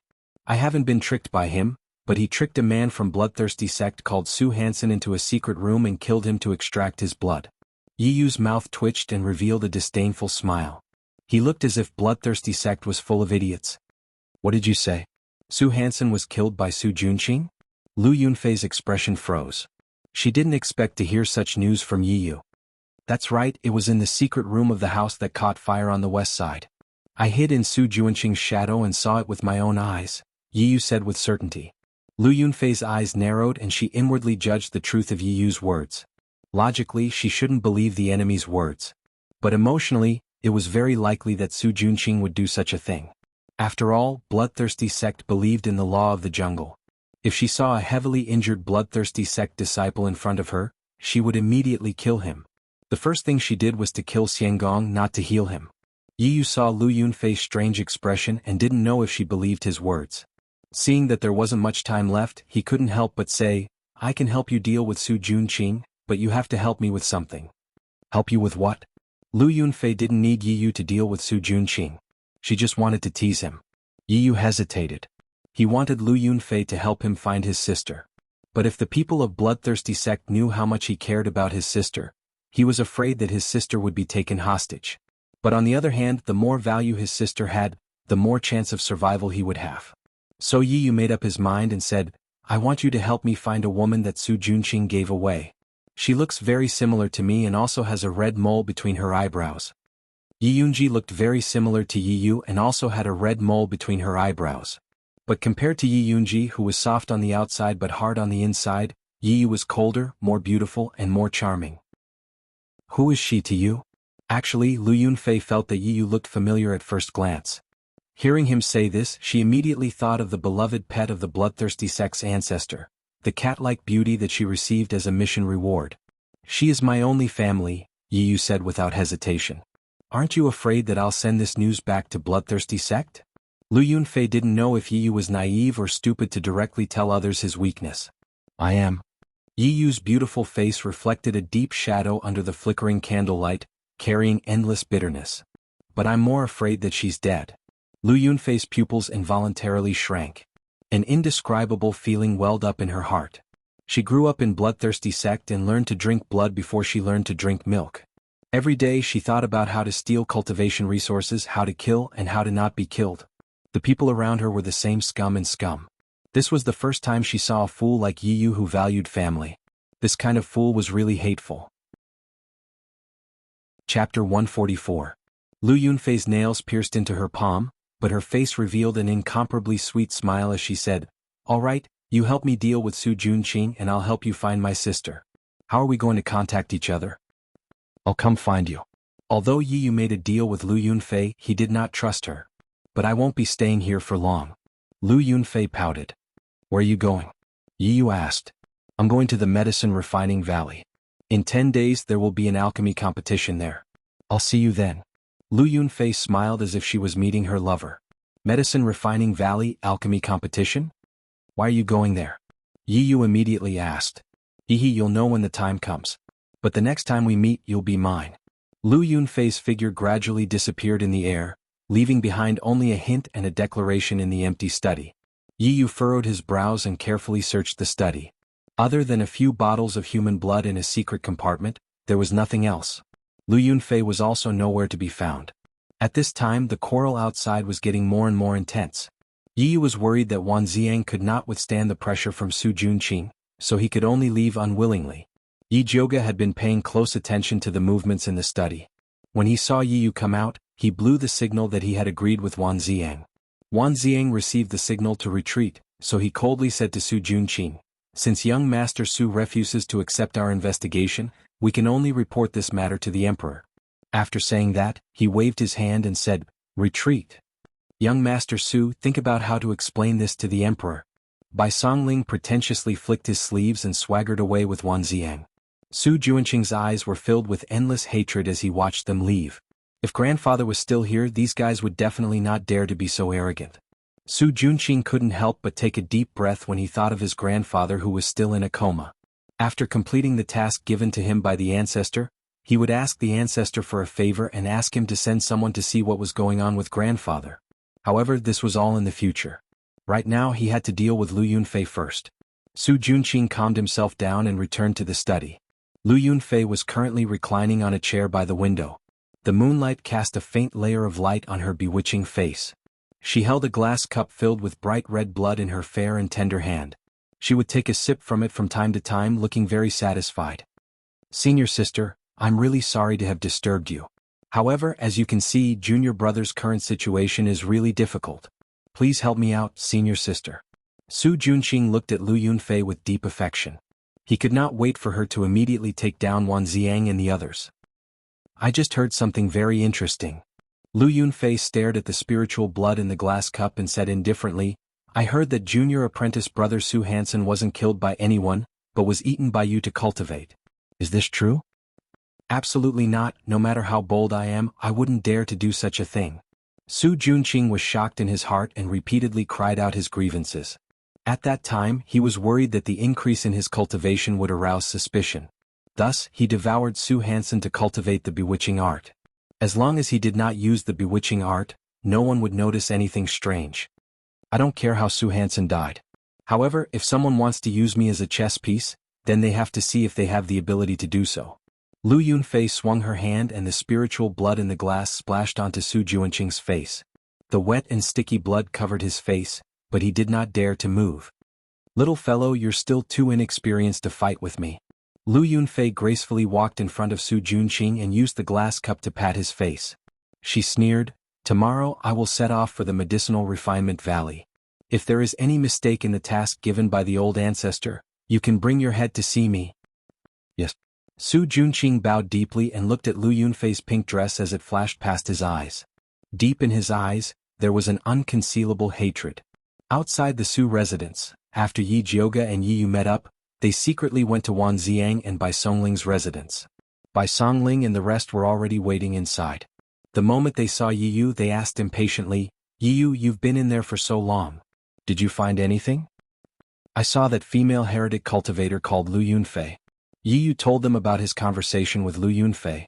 However, he did not mention anything about his sister and only said that Lu Yunfei would meet him at the Medicinal Refinement Valley. Looks like their target this time is the alchemy competition. Brother One, I think you should find someone to inspect the Medicinal Refinement Valley, especially the places that the Crown Prince set up. When Yi Jiuge first heard that the Crown Prince was in charge of the alchemy competition, he felt that something was amiss. This alchemy competition is an annual event in the Thunder Country. Other than the people of the Thunder Country, there are alchemists from other countries participating. Isn't the Crown Prince afraid of being beaten to death by the Emperor for causing trouble in the Medicinal Refinement Valley? Bai Songling felt that the Crown Prince was not that stupid. It's always good to be careful. Yi Jiuge still had to bring Yi Rui to participate in the competition. He did not want to make any mistakes. Alright, I'll go check tomorrow. Wan Xiang nodded and looked at Yi Yu. Do you want to come with me? He had never seen that female heretic cultivator. If Yi Yu followed him, he would not be blinded. Yi Yu was about to agree when he felt a sharp pain on his back. It was as if something was gnawing at his skin. Don't move. Yi Jiuge moved like lightning and pressed down on the thing that was moving around on Yi Yu's back. The thing was about the thickness of an index finger and it was struggling violently. Wan Xiang tore Yi Yu's clothes and found that it was a pitch-black poison earth dragon. It was constantly struggling under Yi Jiuge. Isn't this little mute's poison earth dragon? Why is it here? Bai Songling looked at the black worm in disgust. This poison earth dragon looked extremely ferocious and sinister. It had no eyes on its head, only a large mouth filled with fine white teeth. There were also 2 thin wings on its back. As long as Yi Jiuge let go, it would immediately disappear without a trace. Whose little mute? Wan Xiang immediately frowned. He had been going out early and returning late recently. He had been investigating the heretic cultivator in the Ministry of Justice. He did not know that there was a little mute living in the backyard. Its young mistress who hired him to help raise the worm. Bai Songling explained Little Mute's background in detail. Can this person be trusted? Wan Ziang looked at the poison earth dragon that was constantly struggling in Yi Jioga's hands. This thing suddenly attacked Yi Yu while they were having a secret discussion. No matter how he looked at it, it was not normal. If you don't trust him, then let's ask him face to face. Yi Jioga did not believe that Little Mute was a spy. Chapter 145. Yi Jioga jumped over the wall and entered Little Mute's courtyard. Yi Yu, Wan Ziang and Bai Songling followed behind her. Little Mute, come out. Yi Jioga pinched the worm with his left hand and knocked on Little Mute's door with his right. The wooden door opened silently. Little Mute's skinny body was hidden behind the door. Only half of his snow-white face could be seen. Two big black eyes looked at everyone expressionlessly. In the deep night it looked especially terrifying. Yi Jioga and Bai Songling were already used to Little Mute's weird look. This was the first time Wan Ziang and Yi Yu saw it, so they couldn't help but stare at Little Mute vigilantly. Little Mute didn't even look at Wan Ziang and Yi Yu, the two outsiders. He extended his skinny little claw towards Yi Jioga and then raised a thin index finger, indicating that he wanted to exchange this poison earth dragon for a bottle of spirit beast pills. I'm not here to exchange, Yi Jioga pointed at Yi Yu and asked, why did this thing suddenly appear on my friend's body? Little Mute's big black eyes swept across Yi Yu's body. Then he made a eating gesture. No one else understood, but Yi Jioga instantly understood Little Mute's meaning. You mean this worm is eating something on my friend's body? Little Mute nodded expressionlessly. What can be eaten on my body? Yi Yu couldn't help but scratch his back. Turn around and let me take a look. Yi Jioga asked Yi Yu to turn around. Then he opened his spiritual eye and looked carefully. In the end he found a few thin red lines on the depression of his shoulder blade. If one didn't look carefully they wouldn't be able to see it. Looks like that Lu Yunfei left something on your body. Yi Jioga took out his thunderfire needle and picked out the red line on Yi Yu's back. That red line was actually a living creature. After leaving Yi Yu's body, it wanted to escape. However, it was forcefully sucked into the poison earth dragon in Yi Jioga's hand. What is this thing? Bai Songling looked at the poison earth dragon and then at Yi Yu's back. She had goosebumps all over her body. This is a small poisonous worm used for tracking. When it's not activated, it hides very well. Once it is activated, it can find you from thousands of miles away. Yi Jioga looked at Yi Yu and asked, didn't you feel it when she poisoned you? No. Yi Yu shook his head. At that time he was only concerned with getting information out of Lu Yunfei and completely did not notice that Lu Yunfei had done something. Don't let your guard down just because she's a woman, Wan Ziang said lightly. Just now, when Yi Yu was talking about that female heretic cultivator, his tone was very protective. It seemed that she was not an ordinary person. He thought that Yi Yu had been bewitched and was about to ask Yi Jioga for help. I was careless. Yi Yu could not help but lower his head. Just now Lu Yunfei was all smiles and he felt that she was a rare good person. Indeed he had let his guard down a little. That Lu Yunfei's cultivation level is higher than yours, so it's normal that you didn't notice. Honestly speaking, when you came out just now, I also helped you to take a look, but I didn't notice anything strange. Yi Jioga's spiritual eye wasn't omnipotent. She began to think about whether it would be better to let them take a few poison detection pills when they went on missions in the future. Don't worry, you won't be able to find out. Don't we still have this little guy? Bai Songling looked at the poison earthworm in Yi Jioga's hand with fiery eyes, as if he was looking at a peerless treasure. You're right. Yi Jioga nodded. There were specializations in every field, and this kind of strange poison had to be dealt with by a professional poison earthworm. Little Mute, how many more of these poison earthworms do you have? We'll take them all, Yi Jioga said in a rich and overbearing manner. Little Mute directly extended a slap towards Yi Jioga. 5 bottles of spirit beast pills? Didn't you just say 1 bottle for 1 dragon? Yi Jioga widened his eyes. This Little Mute's asking price was getting more and more ruthless. Little Mute expressionlessly made a few hand gestures. Bai Songling looked at the side anxiously, and could not help but ask Yi Jioga, what is this Little Mute saying? He said that there is only one condition, and that it's a rare commodity, take it or leave it. Yi Jioga only had 2 words in his heart. Originally he thought that this Little Mute was an honest child, but he did not expect that he would actually raise the price. A bottle of spirit beast pills costs 500 silvers in the market, so 5 bottles for 2,500 silvers is not expensive. Wan Ziang actually nodded his head at the side. In his heart, anything that could be used to deal with heretic cultivators was priceless. Little Mute rarely shifted his gaze to Wan Ziang's face, and his black eyes revealed a rare trace of expression. Knowledgeable. Knowledgeable my ass. Yijioga really wanted to kick this scammer Wanziang out. Those spirit beast pills that cost 500 silvers per bottle on the market were all fake goods. How could they compare to the spirit beast pills she refined? Moreover, Little Mute originally only wanted 1 bottle, but now it had risen to 5 in the blink of an eye. If he grew his appetite, it would be very difficult to deal with him in the future. Whoever wants it can exchange with him yourself. Yijioga threw the poison earth dragon back into Little Mute's hands, and decided not to tolerate this bad habit of his. Give it to Yiyu. Wanziang did not know that Yijioga was being sarcastic, and decided to give it to Yiyu. After all, that worm just ran to Yiyu's body, and it could be considered as another form of recognition. Yiyu looked at Yijioga inquiringly. If you want it, then take it. Anyway, without her, no one would be able to get it. Then I won't stand on ceremony. Yiyu really wanted it. In the future, he still had to go to the bloodthirsty sect to save his sister, and this worm would undoubtedly be a good helper. Little Mute, since he has already decided to buy it, why don't you give this worm to him first? Bai Songling felt that since everyone was so familiar with each other, it would not be a problem to take the goods first. In the past, Yijioga often did this. Unexpectedly, Little Mute shook his head without hesitation. He only trusted Yijioga, and if others wanted to take the goods, they had to hand over the money. Then I will go buy spirit beast pills tomorrow morning to exchange. Although Yiyu also wanted to take the worm immediately, he still respected Little Mute's opinion. Brother, if I encounter any problems in the future, you have to lend it to me. Bai Songling hugged Yiyu's shoulder and said.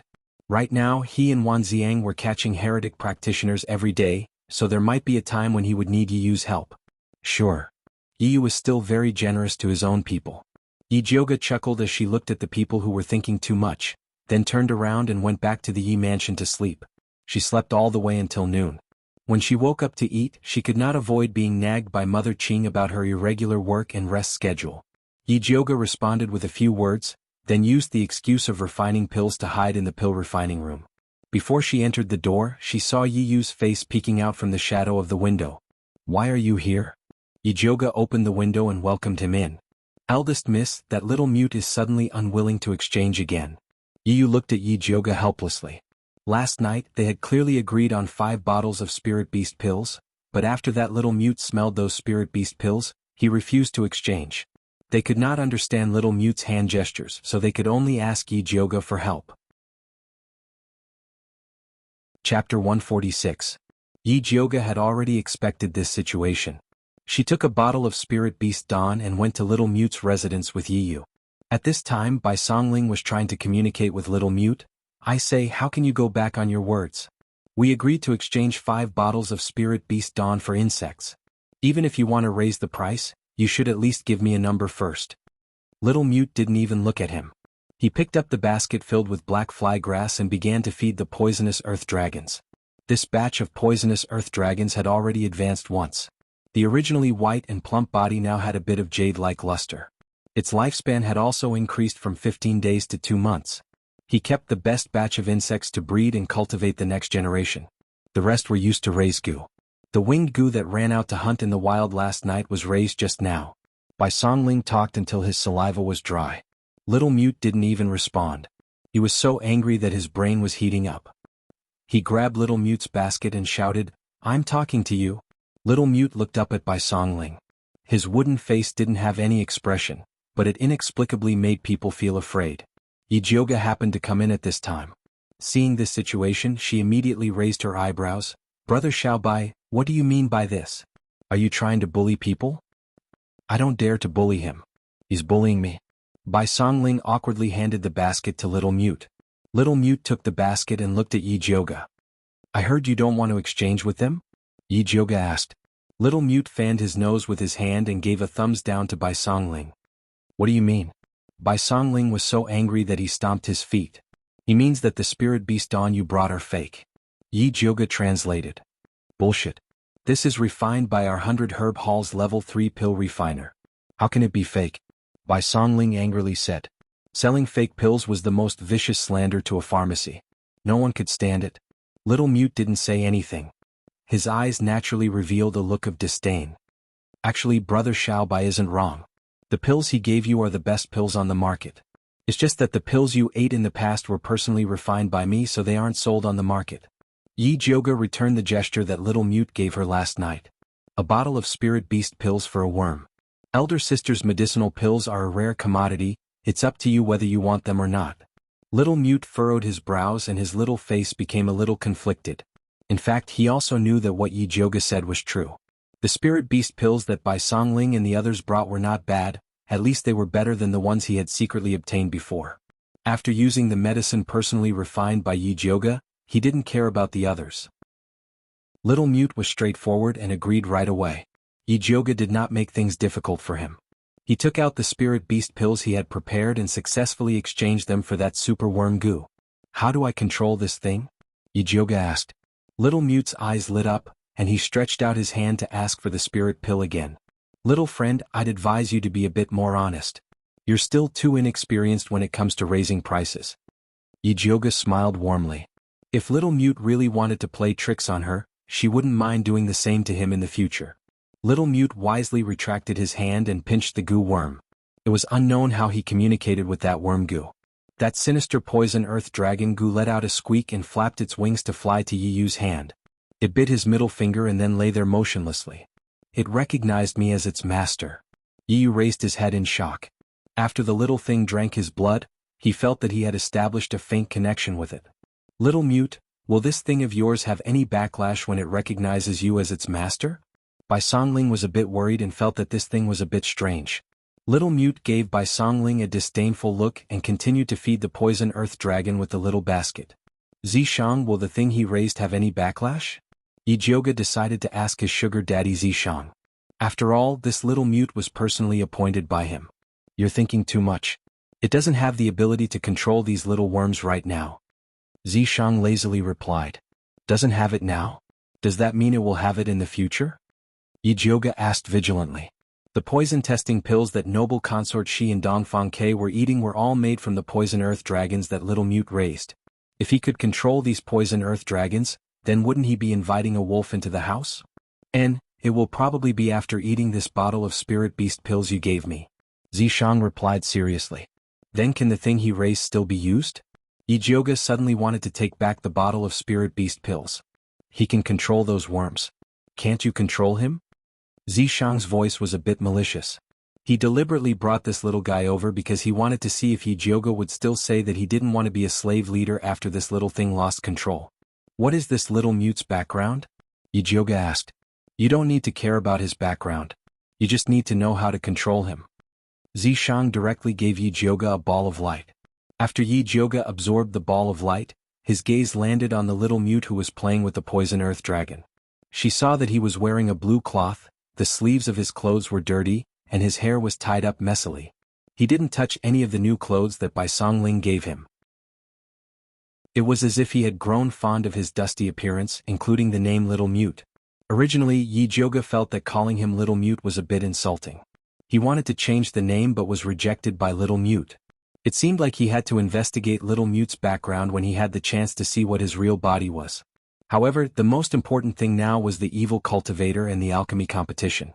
Where is Brother Wan? Yi Jioga asked Yi Yu. He is still in the Ministry of Justice and is preparing to bring people to the medicine refining valley. I will meet up with him later. Yi Yu replied. If he wasn't delayed by Little Mute's matter, he was also preparing to leave now. Take these 2 bottles of pills and give one to Brother Wan. Be careful and don't fall for the poisonous beauty's bewitchment. Yi Jioga took out 2 bottles of level 3 clear heart pills. Yi Yu suddenly felt a bit ashamed. Lu Yunfei's bewitchment was indeed powerful. Otherwise, he wouldn't have such a good impression of her. He had to be more vigilant next time. The participants of the competition have already left for the medicine refining valley. When are you going to leave? Bai Songling asked Yi Jioga. The day after tomorrow. Yi Yuxuan had originally set the date for Yi Jioga to leave in 3 days, but she rejected it. Do you want to go with Prince Dongling? Bai Songling asked again. No need. Yi Jioga shook her head. Yi Shanshan had already left with the crown prince yesterday. It would be too conspicuous if she left with Prince Dongling. All right, I will bring some secret guards to protect you. Bai Songling said. Whatever. Although Yi Jioga didn't think it was necessary, she couldn't refuse the kindness of others. Hee, if there is really someone who doesn't have eyes, we can catch him for clues. Bai Songling smiled treacherously. Don't jinx it. Yi Jioga really wanted to kick Bai Songling. Was he protecting her or using her as a bait? Yi Jioge and Bai Songling talked casually.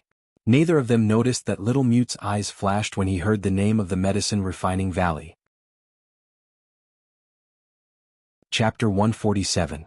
Yi Jioge returned to Purple Forest Park and began to prepare for the trip to Medicine Refinement Valley. Although the competition would only be held for 3 days, they had to stay for at least 7 days. The things that Mother Qing had prepared were enough to fill up a large carriage to ensure that their eldest miss could live comfortably outside. Yi Jioge looked at the large pile of things and couldn't help but sigh. It would be great if she had a storage bag. However, storage bags were too expensive and couldn't be bought in Thunder Country. She had to go to Great Spiritual City. It was said that one needed spirit coins to buy a storage bag and gold was useless. With her current cultivation, she didn't even need to think about it. Other than daily necessities, Yi Jioge also packed the small bronze cauldron and the fat black rat. Ever since the fat black rat returned from the deep pool, it had been sullen. It burrowed into Yi Jioge's pocket and continued to pretend to be depressed. Yi Jioge felt guilty and decided that he would make it up to the fat black rat in the future. On the day of departure, Yi Yuxuan personally came to send them off. Su Yufeng used the excuse that she wasn't feeling well and did not come out. Although Yi Yuxuan was unhappy with Yi Jioge, he treated Yi Rui well. For Yi Rui's sake, he sent 10 guards with a spirit practitioner surnamed Pan to escort them. Yi Jioge and the group set off in the morning and arrived at Medicine Refinement Valley at dusk. Medicine Refinement Valley was located on a flat ground between 2 small mountains. The imperial family had specially funded the construction of Medicine Refinement City and assigned people to manage it. Yi Jioge looked out the small window of the carriage. He saw a magnificent castle spanning between the mountain ridges. The gray city walls were 300 to 400 feet tall, and as far as the eye could see, there were many tall buildings. Big sister, why did the emperor build this castle here? Yi Rui asked curiously. I heard that behind Medicine Refinement Valley is a third-rank spiritual land filled with all kinds of precious spiritual herbs. That's why he built the castle here. Yi Jioge heard this from Bai Songling. Third-rank spiritual lands were extremely rare in Thunder Country and the imperial family naturally treasured them. Medicine Refinement Valley was rarely open to the public.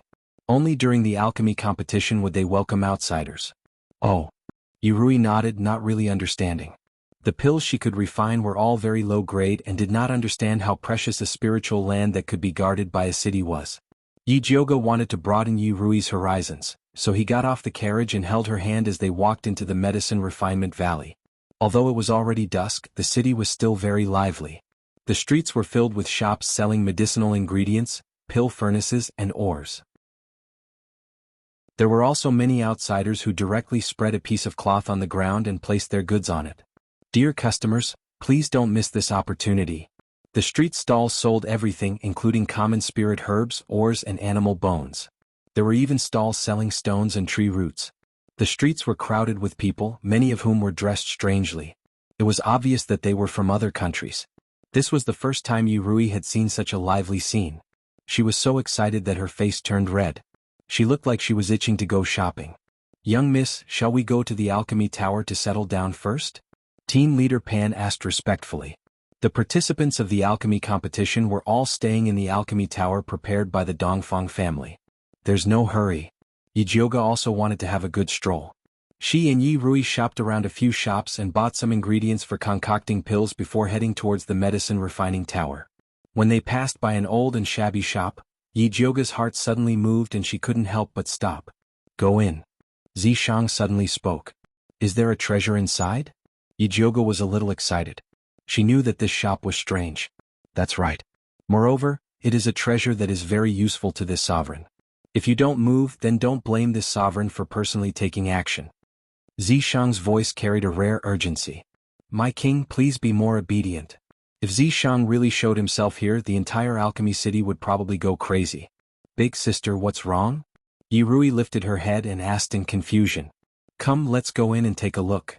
Yi Jioge pulled Yi Rui into the small shop. Because the shop was too small, team leader Pan and the guards couldn't enter and could only guard the entrance. The guard was a white-haired skinny old man with a face full of wrinkles. He wore a dirty gray robe and didn't even lift his eyelids when he saw the guests enter. He continued to nap on the stool. Which treasure are you talking about? Yi Jioge opened her spiritual eye and carefully inspected the shop from top to bottom. The things here were a mess. There wasn't even the slightest bit of spiritual energy. She didn't know which was the treasure. It's under your feet, the stone used to pad the shelf. Zishang transmitted. Yijioga lowered her head and saw that there was indeed a square gray brick under the shelf. There was a thick layer of dust on top of it. It was as if it had already become one with the shelf. If one didn't look carefully, they wouldn't be able to see it. You call this a treasure? Yijioga was speechless. She didn't expect Zishang to have a hobby of collecting bricks. This isn't an ordinary brick. You wouldn't understand even if I told you. Hurry up and buy it. Zishang's tone was unquestionable. Yijioga felt that it was a little difficult. If she bought a brick for no reason, it might arouse the suspicion of the shop owner. At that time he might treat it as a treasure and raise the price. The most common method was to buy a few good things and ask the shop owner to buy the brick. However, this shop was really shabby. It seemed like there wasn't anything valuable here. Big sister, what is this? Yirui pulled out a box of light green beads from a messy pile of miscellaneous items in the corner. Yijioga glanced at it and said, "This is a wooden bead. It has a certain effect on wood spiritualists. However, the spirituality inside has already been completely lost." Is that so? I think it's pretty. Yirui held the wooden bead and looked like she couldn't bear to let it go. Yijioga suddenly had an idea. If she bought a brick, it would arouse suspicion. However, if it was a child like Yirui, it might not necessarily be the case. After all children have the right to be willful.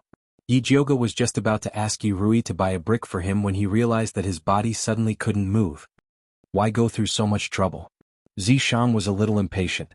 He directly controlled Yijioga's body and pulled out the brick from under the shelf. He threw it on the table and said coldly, "Name your price." The messy old man slowly opened his droopy eyelids. His muddy old eyes glanced at the gray brick. He stretched out his palm and said slowly, 5,000 taels of silver. Before Yijioga could say anything, Yurui's eyes widened in shock. What? You want 5,000 taels of silver for a broken brick? No. The old man shook his head and said unhurriedly, "It's not silver, it's gold." Yirui opened her mouth and looked at the old man in shock. She then turned to look at Yijioga with an expression that said, "You don't really want to buy it." Yijioga knew that this old man would ask for a sky-high price. However, she would be crazy to buy a brick with 5,000 taels of gold. Chapter 148. Zishang subconsciously wanted to kill this greedy old man but was stopped by Yijioga. Don't do anything stupid. There were so many people watching her come in. If the shop owner suddenly died, wouldn't that be telling everyone that he had something to do with it? You humans are so troublesome. Zishang was annoyed. The demon race would snatch whatever they wanted. Only the hypocritical human race would go around in circles. Give me back my body if you think it's troublesome. Yijioga roared in his mind. A problem that could have been easily solved was now complicated by him. No. Zishang decisively refused. Yijioga almost went crazy, but his consciousness was suppressed by Zishang. He couldn't return to normal no matter what. Yirui didn't notice Yijioga's abnormality. She rolled her eyes at the old man and said angrily, "I think you've gone crazy thinking about money. Big sister, let's go." With that, she grabbed Yijioga's hand. Zishang didn't want to leave without getting the brick. He avoided Yirui's hand and stared straight at the old man. "Old man, you have to be honest. You're selling a brick for 5,000 gold taels. Aren't you afraid of choking to death?" "That's not something you need to worry about," the old man slowly replied. He was able to establish himself in Alchemy City because he was ruthless and quick at robbing money. Is that so? Yijioga squinted his eyes. A purple vertical line appeared in his black pupils, flashing with a demonic light. The old man felt dizzy from this light and inexplicably felt guilty. He suddenly realized that it was intolerable for him to cheat the customer like this. He quickly stood up and said in fear and trepidation, "I was wrong. I shouldn't have been greedy for money. It's just a brick. If you want it, take it. Then I won't be polite." Yijioga's red lips curled up and his eyes returned to normal. Yijioga finally regained control of his body. He cursed Zishang's tyranny while reaching for the brick. At this time, Yi Shanshan's voice came from outside. "Captain Pan, why are you here?" This subordinate greets second young Mississippi. Captain Pan respectfully bowed. This subordinate has been ordered to escort first young Miss and fourth young Miss to Alchemy Valley. Big sister, fourth sister, is it really you? Yi Shanshan, who was wearing a blue dress, walked into the shop. Behind her was a young girl in a gorgeous golden dress. This girl was about 18 or 19 years old. She had fair skin and a beautiful face. She had an arrogant attitude. She looked at Yi Jioga with an unfriendly expression and coldly snorted, "You're Shanshan's big sister? Who are you?" The corner of Yi Jioga's mouth twitched. Big sister Shanshan, this form of address really made him unhappy. Big sister, this is the third daughter of the Gong family. Yi Shanshan introduced with a little pride. So it's the third miss of the Gong family. Yi Jioga thought of Gong Shifan who had helped her previously and forced a smile at the third Mississippi. However, third Miss Gong snorted coldly and turned to Yi Shanshan. "Shanshan, is your elder sister very poor, so she can only come to this kind of shabby shop?" As he spoke, he glanced disdainfully at the small shop in Yi Jioga and Yi Rui. "You are the poor one." Yi Rui found that her beloved big sister was scolded, and immediately retorted back unhappily. "Fourth sister, don't be rude." Yi Shanshan reprimanded Yi Rui, and then apologetically said to the girl in the red dress, "Miss Gong, my fourth sister was born of a concubine. She has not had a good upbringing since she was young. Please don't bother with her." When Yi Rui heard this, her face was immediately filled with anger. Yi Jioga squeezed her little hand and said slowly, "Fourth sister, don't be angry. Your second sister was born of a second concubine, so it is inevitable that her upbringing is a little poor." This time, it was Yi Shanshan's turn to look ugly. "Yi Jioga, as the elder sister, how can you slander your own sister like this? You really have no upbringing." Third Miss Gong raised her thin eyebrows and said with a tone full of sarcasm, "What does it have to do with you if I teach my own sister a lesson? Or is it that the Gong family's upbringing to be a dog catching mice and meddling in other people's business?" Yi Jioga saw that third Miss Gong had clearly come to find trouble with him, so he did not stand on ceremony with her. "How dare you insult our Gong family?" Third Miss Gong was so angry that her pretty face turned red, as if she had received a great humiliation. "Wrong, I didn't insult your Gong family, I only insulted you." Yi Jioga's poisonous tongue could not be stopped by anyone. "Big sister, you're wrong. I think it is more suitable for third Miss Gong to humiliate herself," Yi Rui said seriously. "Little hussy, you dare to insult me? I will kill you." Third Miss Gong had never been humiliated like this in her life. She waved her hand and slapped Yi Rui's face. Yi Jioga raised his hand and grabbed third Miss Gong's hand. He said coldly, "I will let you off this time for the sake of Spirit Master Gong Shifan. If you dare to make a move again, don't blame me for being impolite. You want to use the Gong family to suppress me? You think too highly of yourself." Third Miss Gong's body suddenly emitted a pale green light. It turned into a sharp wind blade and attacked Yi Jioga's chest. Fortunately, Yi Jioga was already prepared. He lifted his leg and kicked third Miss Gong's abdomen. Third Miss Gong screamed and flew out. She lay on the ground in a sorry state. The wind blade did not hit Yi Jioga, but it cut the beam of the shop. The old roof immediately collapsed. Yi Jioga grabbed Yi Rui with one hand and the old man with the other. He finally rushed out of the house before it completely collapsed. "Big Miss, are you okay?" Hua Dai and Yu Dai immediately rushed over. Their faces were pale with fear. "I am fine." Yi Jioga shook his head. "Big sister, you are too much. How can you treat third Miss Gong like this?" Yi Shanshan fiercely scolded Yi Jioga. Then she eagerly went to help third Miss Gong. Third Miss Gong stood up in a sorry state. She fiercely shook off Yi Shanshan's hand and said to Yi Jioga, how dare you treat me like this? Our Gong family will not let you off. If you have the ability, fight me one-on-one. Don't drag your Gong family into this." Yi Jioga was not afraid of third Miss Gong's threat.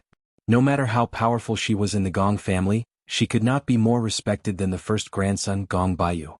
As long as Yi Jioga grasped the method to cure Gong Baiyu's eye disease, the Gong family would probably force third Miss Gong to apologize. Third Miss Gong's eyes were red. Her hand flashed with green light and she was about to make a move.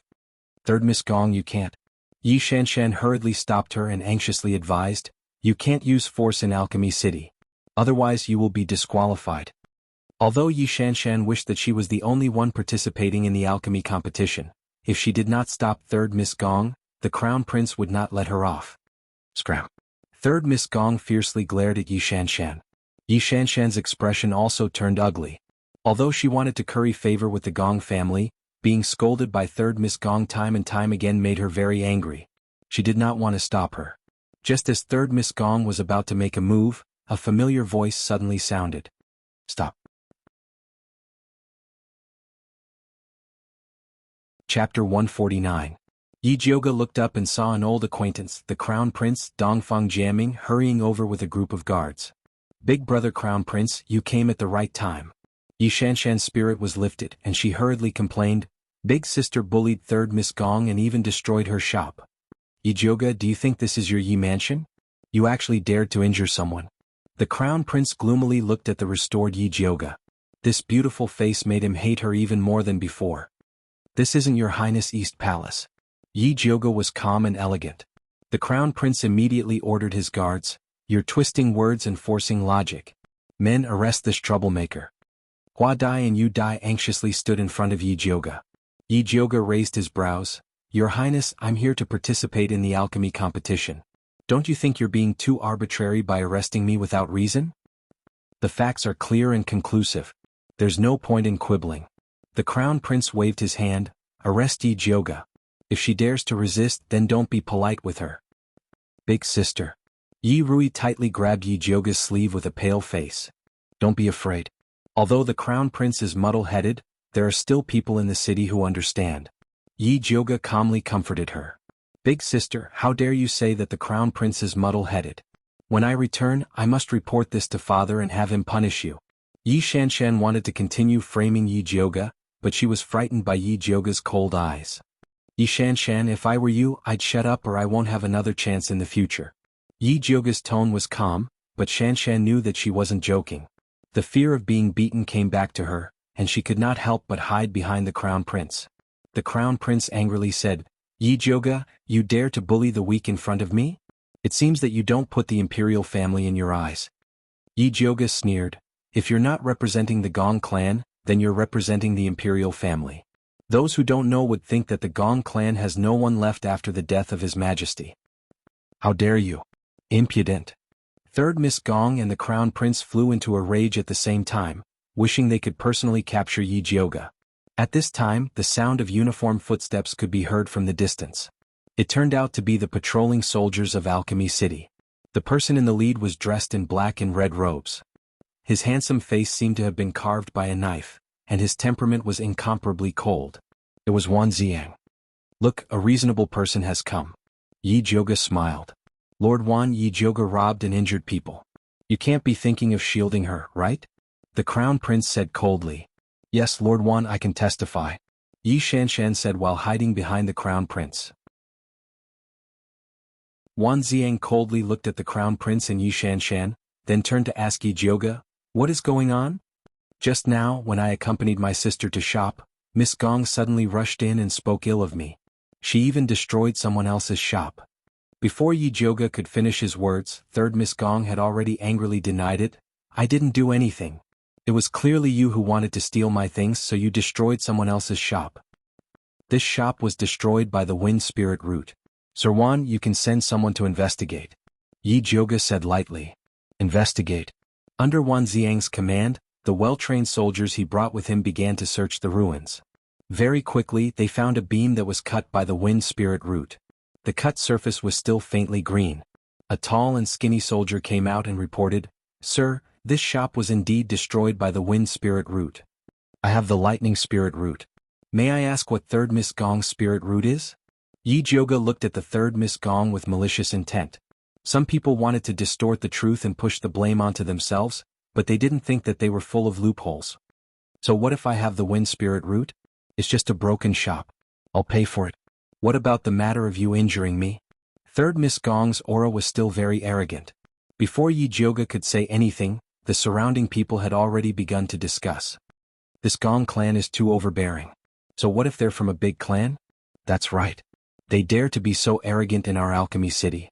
Wouldn't they be overlords in their Baimu city? And that Yi Shanshan, she actually helped an outsider to deal with her own sister. She's really ruthless. The Crown Prince is also muddle-headed. He was blinded by beauty and actually dared to openly protect a criminal. If he was the host of the alchemy competition, then we wouldn't have to compete anymore. The surrounding people were discussing. Third Miss Gong's face turned red and white. She looked at Yi Jioge as if she wanted to tear him into pieces. Don't cause trouble in Alchemy City. Your Highness, you also don't want this matter to reach the Emperor's ears. Wan Ziang coldly looked at the Crown Prince. This was an alchemy competition. There was absolutely no room for mistakes. Even the crown prince didn't dare to act recklessly. The crown prince didn't dare to say anything else. He fiercely glared at Yi Jioge, then whispered a few words to Third Miss Gong. Third Miss Gong was obviously unconvinced. However, this was the Dongfang clan's territory. No matter how arrogant she was, she had to give the crown prince some face. Just you wait. Third Miss Gong threw down these harsh words and angrily left. Yi Shanshan hurriedly followed. Her fawning appearance was very disdainful. Shameless.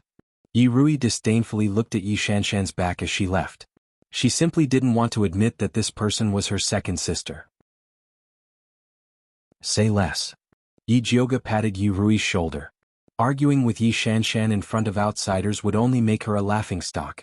He would deal with her when they got back. Yi Rui bit her lips and didn't say anything. At this moment, the dizzy old man finally came back to his senses. Looking at the collapsed store, he immediately screamed. My store. Yi Jioge just remembered a very important question. Where was my brick? Big sister. Yi Rui pulled Yi Jioge's sleeve and touched the small embroidered backpack on her back. It was bulging and looked exactly like a brick. So smart. Yi Jioge rewarded her by rubbing her little head. Yi Rui smiled. This was 5,000 taels of gold. Of course she had to keep it well. Captain Pan, stay here and help this old man count his things. Pay as much as he should, Yi Jioge instructed Captain Pan. Although this unexpected disaster was caused by Third Miss Gong, Yi Jioge still felt that he should give the old man some compensation for the brick. Yes. Captain Pan nodded respectfully. As a guard, he had failed to stop Third Miss Gong's attack on First Miss Gong. Now he had to make up for his mistake. I will send you to the medicine refining building. Wan Ziang said to Yi Jioge. I won't delay your business, right? Yi Jioge looked at the soldiers behind Wan Ziang. No. Wan Ziang's status was equivalent to that of an imperial envoy. He could inspect everywhere. Then let's go. Yi Jioge and Wan Ziang walked in front. Yi Rui considerately followed behind Hua Dai and Yu Dai, giving Yi Jioge and Wan Ziang the opportunity to be alone. What is the background of that Third Miss Gong? Seeing that no one was approaching, Yi Jioge asked Wan Ziang in a low voice. Chapter 150. That third Miss name is Hong Yu, but she's the daughter of a side branch of the Gong clan. She's always been in love with His Highness, so she must have heard some rumors to misunderstand you. Wan Ziang said. What rumors? Yi Jioge felt that his relationship with the prince was purely doctor-patient. What rumors could there be? For some reason, Wan Ziang sighed in relief after seeing Yi Jioge's confident attitude. Dongfang Ke had outstanding aptitude, a powerful background and a handsome appearance. He'd always been the dream lover of the capital's girls. However, Yi Jioge didn't have any improper thoughts about him. It seemed that Dongfang Ke's plans were destined to fail. What rumors could there be? It's just second sister trying to sow discord, Yi Rui said with a taut face. Do you need my help? Wan Ziang also felt that the second miss had gone too far. It's fine, let her speak. The more she says now, the worse she'll die in the future. Yi Jioge smiled mockingly. Yi Shanshan was so close to the crown prince. She wouldn't even know how she would die in the future. Wan Ziang didn't mind Yi Jioge's business after seeing that he didn't need his help. Where's Songling? Didn't he say he'd escort you here? Wan Ziang looked around and asked in confusion. I don't know, I've never seen him before. Yi Jioge's journey had been smooth, so he didn't go looking for him. That shouldn't be. Wan Ziang found it strange. With Bai Songling's gossipy personality, he should have rushed out to save the damsel in distress after seeing Hong Yu attack Yi Jioge. It's fine, I don't need his protection anyway. Alright, have you found Lu Yunfei yet? Yi Jioge was more concerned about the heretical cultivator's activities. Not yet. Wan Ziang shook his head. He was currently in charge of the city's defense while Yi Yu cooperated in secret. However, they still hadn't found any traces of Lu Yunfei. What about Su Junqing? Yi Jioge asked. He came under the Empress' orders to assist the Crown Prince in the alchemy competition. My people have been watching him, but they haven't found anything strange yet. Wan Ziang said. Keep an eye on them. If they have ulterior motives, they'll show up sooner or later. Yi Jioge said. You don't have to worry about these things. You just have to participate in the alchemy competition. As Wan Ziang spoke, he took out a yellow booklet from his sleeve and handed it to Yi Jioge. This is the name list for the alchemy competition. You can take a look when you have time. This was a benefit that belonged to the Thunder Nation's internal participants. The Crown Prince also had a copy. Thanks. Yi Jioga took it without hesitation. Know yourself and know your enemy and you will never be defeated. If you don't take advantage of the situation you will be a bastard. Oh, by the way, this year's quota has been cancelled. Everyone will have to start from the first round. I heard that Imperial Uncle Dongfang Yao requested this. Dongfang Yao was Alchemy City's city lord and Emperor Xian Wu's uncle. He was in charge of this year's alchemy competition. Yi Jioga didn't want to use the quota, so he wasn't disappointed. As the two of them spoke, they arrived at the entrance of the Medicine Refinement Tower. Your rooms are in the Flying Frost Tower to the west of the Alchemy Tower. The Crown Prince is in the Ling Yun Tower to the east. Gong Hongyu and Yi Shanshan are in the Maple Leaf Tower next to him. As long as you don't deliberately go there, you won't run into them. Wan Ziang still hoped that Yi Jioga could bear with it and not cause trouble during the competition. If people don't offend me, I won't offend them. If the Crown Prince and Gong Hongyu didn't have eyes, they couldn't blame her for being impolite. Wan Ziang knew Yi Jioga's temper very well. When he heard this, he could only smile helplessly. Then he ordered a soldier beside him, "Call Aunt Chang over." A moment later, a middle-aged woman dressed in dark red armor walked out of the Medicine Refinement Tower with a warm smile. She bowed to Wan Ziang and said, "This subordinate greets Lord Wan. Jioga, this is Aunt Chang in charge of the Medicine Refinement Tower. If you have any problems in the future you can look for her." Wan Ziang implied that this Aunt Chang was one of his own. "This servant greets young lady Yi. Good luck to the young lady." Aunt Chang bowed respectfully to Yi Jioga. "Aunt Chang is too polite." Yi Jioga smiled faintly. "I still have matters to attend to, so I won't accompany you in. Aunt Chang, take good care of young lady Yi." Wan Ziang gave Aunt Chang a few more instructions before leaving. Next, Aunt Chang personally brought Yi Jioga and the others to Flying Frost House. Along the way she told them quite a bit about the Medicine Refinement Tower. The Medicine Refinement Tower occupied an area of more than 200 acres. There were a total of 88 small buildings. They were built according to north, south, east, and west around the Medicine Refinement Tower. The Medicine Refinement Tower was the venue for their upcoming competition. Currently, there were 53 alchemists residing in the Medicine Refinement Tower. There were 30 women and 23 men. Most of them were at the first rank. After Aunt Chang brought Yi Jioga and the others to Flying Frost House, she said, "If young lady has no other instructions, this subordinate will take her leave." "Sorry to trouble you, Aunt Chang." Yi Jioga glanced at Hua Dai. The little girl was very perceptive and stuffed a pouch into Aunt Chang's hands. "Young miss, you're too kind." Aunt Chang declined verbally, but her hands quickly took the pouch with a greedy look on her face. After Yi Jioga had Hua Dai send Aunt Chang out, she began to examine the two-story building made of green bamboo in front of her. The front yard of the building was on the left, while the backyard was on the right. There was a clear distinction between them. However, what Yi Jioga was most satisfied with was the flying frost tree planted in the backyard. The azure leaves shone faintly under the sunlight, and they even carried a faint fragrance. There were 2 servant girls and 2 female servants in the Flying Frost House. Yi Jioga let Yu Dai, Hua Dai, Qing Hu, Qing Lu, and the servant girls and female servants live on the first floor. Leader Pan and the guards lived in the outer courtyard.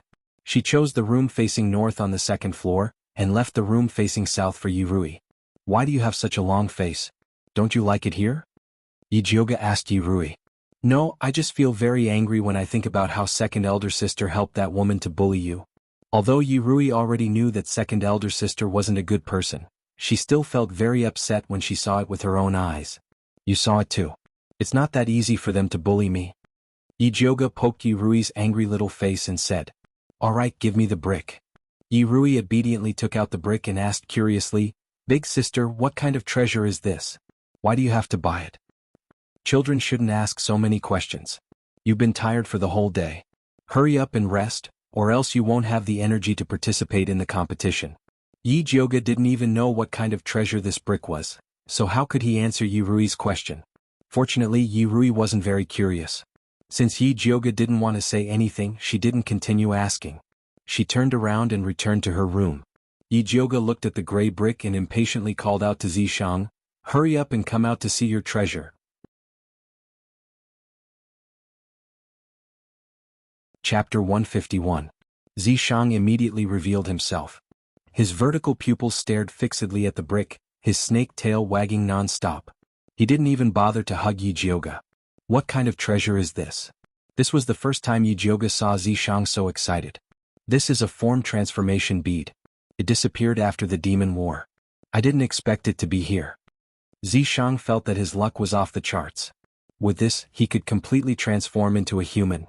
If the form transformation bead is so precious, why would it be used as a brick to pad a shelf? Yijioga found it unbelievable. Who knows? Zishang didn't care about this. He wiped his palm on the brick and sucked out an azure blue bead that emitted a faint fragrance. Yijioga was attracted by the fragrance and couldn't help but swallow her saliva. She could feel that this was a good thing and would be very beneficial to her. Don't think about it. It's mine. If it was anything else, Zishang wouldn't mind giving it to her, but this form transformation bead was out of the question. I'm just taking a look. Yijioga didn't dare to snatch something from Zishang's mouth. I'm going into seclusion to cultivate. Be careful and don't get into trouble. Zishang swallowed the form transformation bead and returned to Yijioga's imprint. When are you coming out? Yijioga hurriedly asked. Unfortunately, Zishang didn't respond. It seemed like he was in deep sleep. *CK it's like this every time. Big sister curses you for failing to transform. Yijioga cursed inwardly. Following that, she had dinner and took care of some miscellaneous matters before returning to her room to flip through the yellow booklet Wan Ziang gave her. There was a detailed introduction of each contestant's situation, and even the address of their medicine refining tower was recorded. This batch of contestants, including her and Yi Shanshan, had a total of 6 second-rank pill refiners. Apart from Gong Hongyu from Baimu City, the names of the others were unfamiliar. She skimmed through the booklet and sat cross-legged on the bed to cultivate the manifestation technique. Ever since she collected the white bone fire, her cultivation speed was extremely fast. Even if she didn't cultivate her spiritual power, she could still circulate it slowly. However, the most impressive thing was her divine sense. In the past, it could only envelop a room at most. Now it could extend outwards. She slowly released her divine sense to the next room and clearly saw Yi Rui sleeping soundly.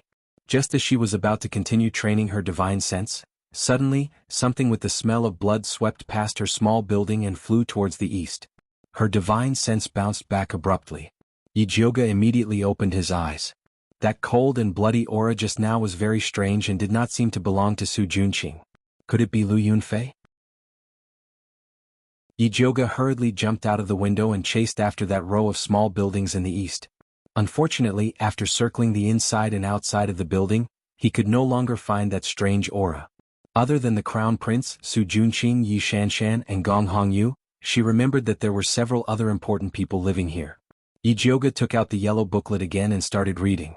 She discovered that other than her, the other Tier 2 pill refiners were all living in the eastern building. Was it a coincidence or an accident? The more Yijioga thought about it, the more uneasy he became. He returned to his room and had a sleepless night. He got up before dawn to look for Aunt Chong.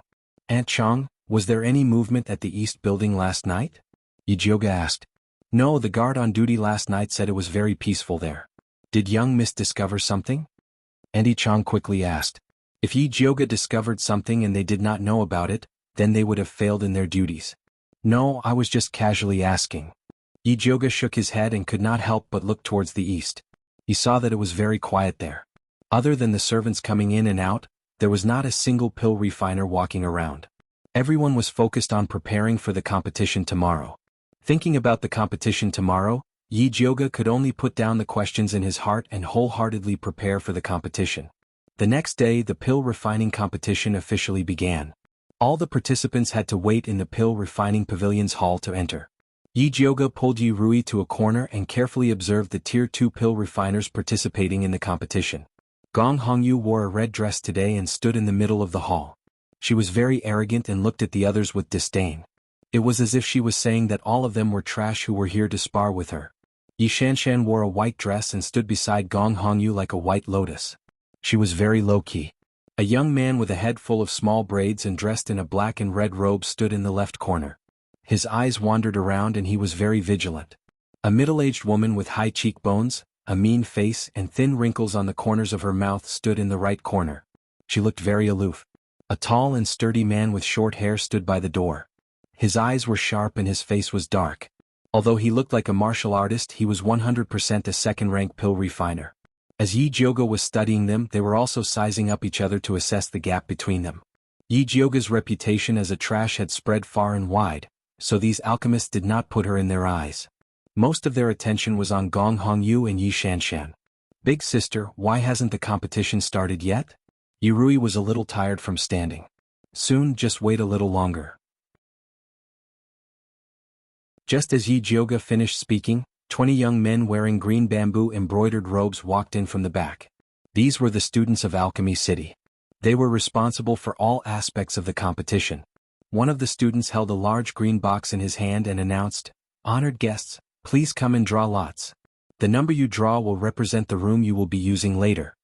Yi Jioga drew number 36, while Yi Rui drew number 48. After drawing lots, the students stood in 2 rows and shouted in unison, "Greetings, Grandmaster Dongfang." Tap tap tap. A gray-robed old man with messy hair and a wizened face walked in. This was the Thunder Nation's 5th-rank alchemist in charge of this competition, Dongfang Yao. This old man's white hair was tied up with a piece of cloth. A few strands fell on his forehead. One side of his sleeves was long and the other short. One look and you could tell he was someone who didn't care about what the world thought of him. He had spent his entire life guarding Alchemy City and was widely recognized as a pill-refining madman. Every year he would be the judge for the competition. He was a very fair person and everyone trusted him. Dongfang Yao was a man of few words. He immediately rang the bell and announced the start of the competition. Yi Jioga's alchemy room was in the middle right corner with a simple layout. On the left was a second-grade alchemy cauldron while on the right were tools used to process ingredients. None of the alchemy rooms had roofs so that the judges could observe from above. Today's test is the heart-nourishing pill. Dongfang Yao's voice echoed throughout the venue. Yi Jioga was startled when she heard the question. Chapter 152. Yi Jioga remembered that in the past alchemy competitions, the first 2 rounds were all about basic pills, and only in the last round would the more difficult pills appear. Who would have thought that they would use such a big move in the first round? No wonder the recommendation was cancelled. Gosh, how could it be the heart-nourishing pill? I've never practiced it before. Many examinees started wailing. The heart-nourishing pill was a rather unpopular pill. Coupled with the fact that the required herbs were rather complicated, very few people would refine this pill. Aside from experience, pill concoction also requires the ability to learn and comprehend. I will give you 3 sets of medicinal herbs and a pill formula. If you feel that you cannot concoct it, you can scram now, Dongfang Yao said impatiently. In the past, he had always relied on the basic pills that alchemists often refined. Every time he appraised the pills, it would be difficult to determine which one was better, which made him feel very annoyed. Recently, he had been researching a new pill formula, so he was not in the mood to host this alchemy competition. Thus, he simply chose a pill that no one practiced often and eliminated most of the people first. A 5th-grade imperial alchemist was just that capricious. Although Yi Jioga had never refined the heart-nourishing pill before, she was not afraid of it. The heart-nourishing pill required 49 types of medicinal herbs to be concocted, and the apprentice brought over a large basket of medicinal herbs. Yi Jioga poured out the medicinal herbs from the basket and arranged them in the small bamboo basket. When she examined the heart-nourishing flower, her pupils suddenly contracted. The heart-nourishing flower was about the size of a thumb. It had pink petals and gray stamens. It was the main ingredient of the heart-nourishing pill. In this large bunch of heart-nourishing flowers, there were a dozen small flowers with black spots on their stamens. It was impossible to distinguish them from each other. However, Yi Jioga's eyesight was extraordinary. He could tell at a glance that this small flower with a black stamen was not a heart-nourishing flower, but a heart-devouring flower. Although the heart-devouring flower looked very similar to the heart-nourishing flower, its effects were the exact opposite. If it was refined as a heart-nourishing flower, it would become a highly toxic pill. Consuming it would result in a loss of spiritual energy, and in severe cases, death. Because they grew up in different environments, most people wouldn't make a mistake. Unless the person who delivered the medicine made a mistake on purpose. Yi Jioga looked up at a tall and skinny apprentice in front of him. He was the one who had delivered the medicine. The apprentice happened to be peeking at her out of the corner of his eye. When their eyes met, he immediately turned his face away guiltily. Other than the crown prince, she couldn't think of anyone else who could instruct an apprentice to tamper with her herbs. If it was an alchemist who was not familiar with the heart-nourishing pill, he might really fall for it. But to Yi Jioga, it was a piece of cake. She didn't want to make it public because it was useless to say it. The heart-devouring flower and the heart-nourishing flower looked very similar, so it was reasonable for the apprentices to say that they had made a mistake. Moreover, the selection of medicinal herbs was originally a part of the competition, so there was nothing to make a fuss about. After Yi Jioge picked out all the heart-devouring flowers, he went to check the alchemy furnace and indeed found a problem. There were a few small holes on the furnace which would lower the grade of the pill. Yi Jioge didn't stand on ceremony this time and directly called the apprentice over to ask for a new alchemy furnace. In the referee room on the top floor. In addition to the main referee Dongfang Yao, there were also 2 level 4 alchemists as assistant referees. The short and plump man was called Old Chen. The tall and thin man was called Elder Xiao. Both of them were elders of Alchemy City. In addition to the 3 referees, the Crown Prince, Dongfang Jiaming, was also present. He was respectfully standing beside Dongfang Yao, accompanying him to observe the situation of the various alchemy rooms. Now that all the apprentices had started to concoct the medicinal herbs, Yi Jioge's movements immediately attracted Dongfang Yao's attention. "What's the matter with number 36? Dongfang Yao frowned and asked. "She said that there's a problem with the alchemy furnace and wants us to give her a new one." Dongfang Yao's head apprentice, Li Zijuan, quickly asked about the situation. "Didn't I ask you to inspect it carefully? How could there be a problem?" Dongfang Yao's sharp eyes swept over. This was because the alchemy competition's medicinal herbs and equipment were distributed uniformly. Thus, he was very strict about this. "This disciple has failed in his duty, please punish me, master." Li Zijuan immediately bowed and apologized. "Uncle, this matter can't be blamed on Zijuan. That number 36 Yi Jioge is a famous troublemaker. Unless you give her the 30,000 gold cauldron, she won't be satisfied." The Crown Prince added oil to the fire. "Who is Yi Jioge?" Dongfang Yao was stunned. "She's Grandmaster Yun's granddaughter." Elder Chen added. "Isn't Grandmaster Yun's granddaughter trash? Why is she participating in the competition?" Although Dongfang Yao had been stationed in Alchemy City for many years, he had heard of Yi Jioge's reputation as a trash. "Uncle, you might not know, but Yi Jioge said that she had a fortuitous encounter. Not only did she recover her appearance and cultivation, she even became a second-rank alchemist." The Crown Prince pointed out with a smile. "So there was such a thing. What kind of fortuitous encounter did she have?" Elder Xiao asked with interest. "Who knows? She said that she was able to recover her cultivation with a pill left behind by Grandmaster Yun in the unbounded abyss. I was just about to ask the Grandmasters if there really is a pill in this world that can allow someone with severed meridians to recover their cultivation and learn alchemy without a teacher?" The Crown Prince exaggeratedly asked. "If there really is such a pill, then this old man would like to see it for himself." Elder Xiao stroked his beard. He clearly didn't believe it. Elder Chen didn't say anything, but his chubby face was also filled with disapproval. "The world is so big that nothing is too strange. Old man Yun has always been lucky, so it wouldn't be strange for him to leave behind some treasures for his bloodline." Dongfang Yao disapprovingly spoke. Although he didn't get along with Yun Tianwei in the past, ever since Yun Tianwei's disappearance he felt more and more lonely without an opponent. Now that he heard someone questioning his opponent, it felt as if the person was questioning him. "Uncle is right, I am ignorant and inexperienced." The Crown Prince didn't think that the imperial uncle would speak up for Yi Jioge. He originally wanted to pour dirty water on Yi Jioge, but he immediately swallowed it back down. Dongfang Yao carefully looked at Yi Jioge's pill concoction technique and nodded. "Not bad, it seems like you have practiced quite a bit." Yi Jioge didn't know that she had already entered Dongfang Yao's eyes. She concentrated on processing the ingredients before starting the pill concoction. The heart-nourishing pill was difficult to concoct because there were too many ingredients. In order to completely fuse the medicinal liquid, one had to pay attention to the heat. One careless mistake could result in a waste pill, so one could only rely on the experience of an alchemist. However, Yi Jioge's spiritual sense had greatly increased after her breakthrough. The 49 ingredients inside the cauldron were all clearly visible to her. At this moment, most of the ingredients had already dissolved. Only the heart-nourishing flower was still a bit lacking. She increased the heat, and after the heart-nourishing flower had completely dissolved, she lowered the heat to simmer it slowly. She didn't stay idle while she was simmering. She used her spiritual sense to flip the medicinal liquid up and down, so that it was evenly heated. Just as the pill was about to be finished, a sudden change occurred. Chapter 153. The originally quiet earth fire suddenly surged, turning into raging flames that spread out. The medicine shelves closest to the furnace were all set on fire. The fire was about to reach Yijioga's face. Her fingers moved slightly, and a wisp of white flame quietly drilled into the source of the earth fire, swallowing it in one gulp. Yijioga waved her hand and the earth fire that lost its source disappeared, leaving behind a charred furnace. The commotion of the fire was too big. Even Yi Rui realized something was wrong.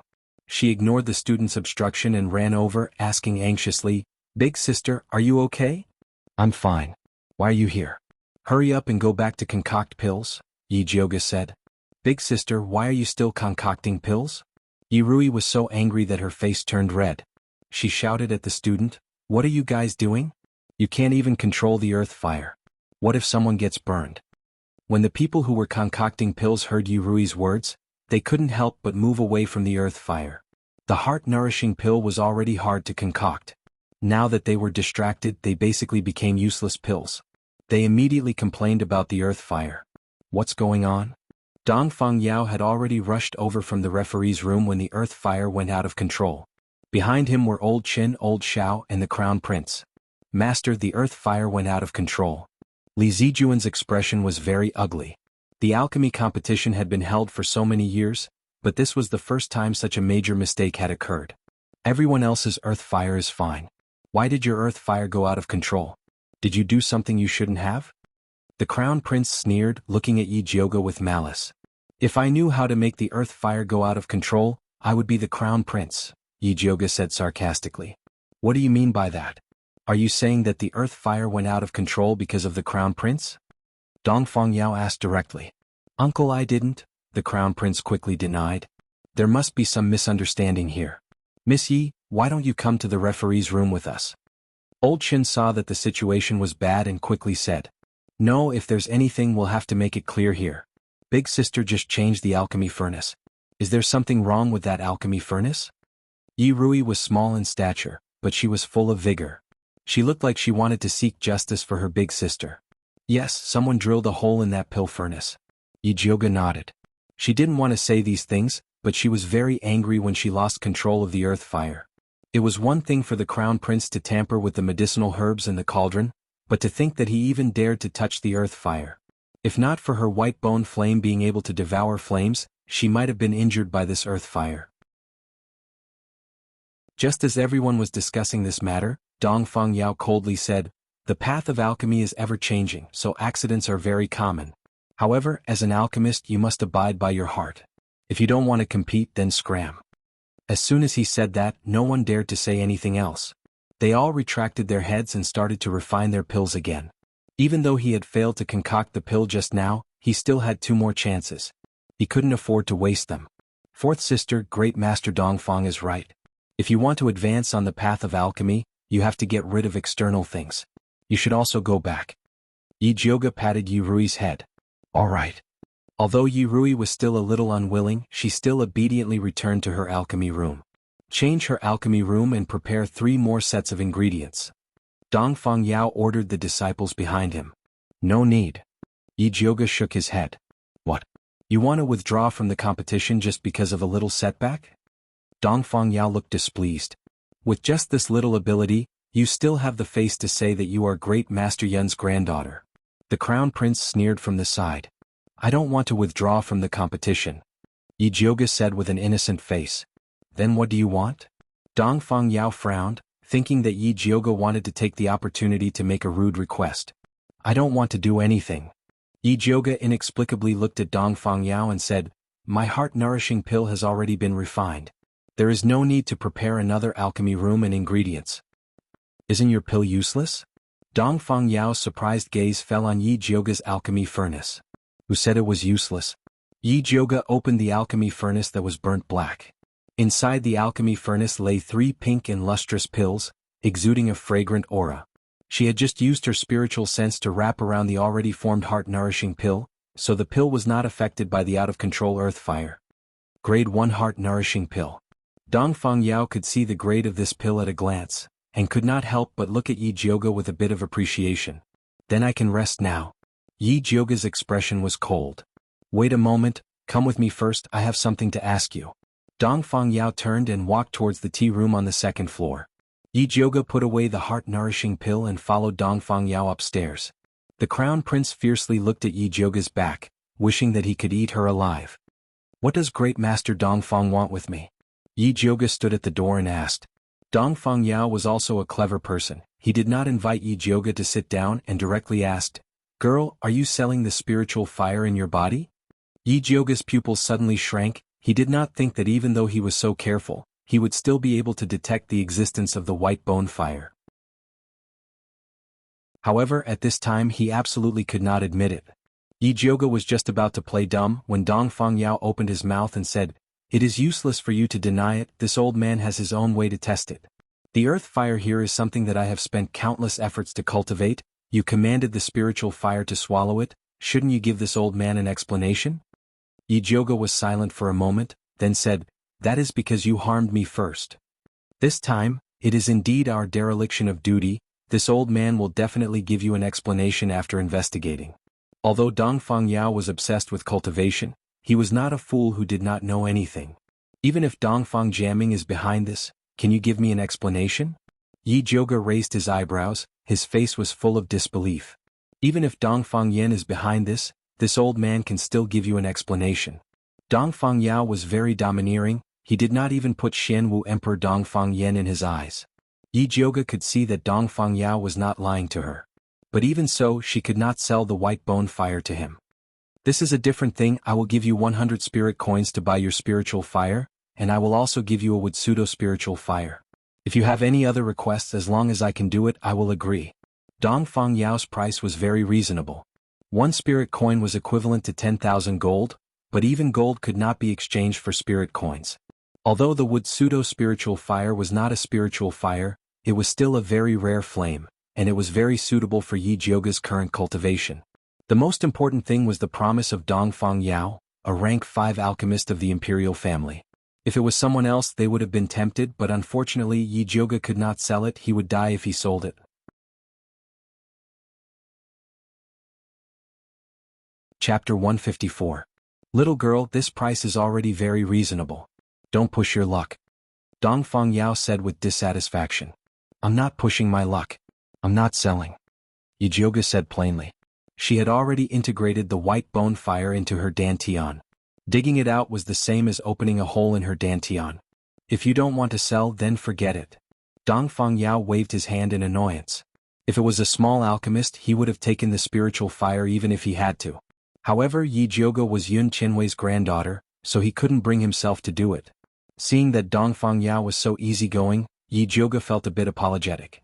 After a moment of hesitation, she said, "Actually, this spiritual fire is useless to you." "What do you mean?" Dongfang Yao asked in confusion.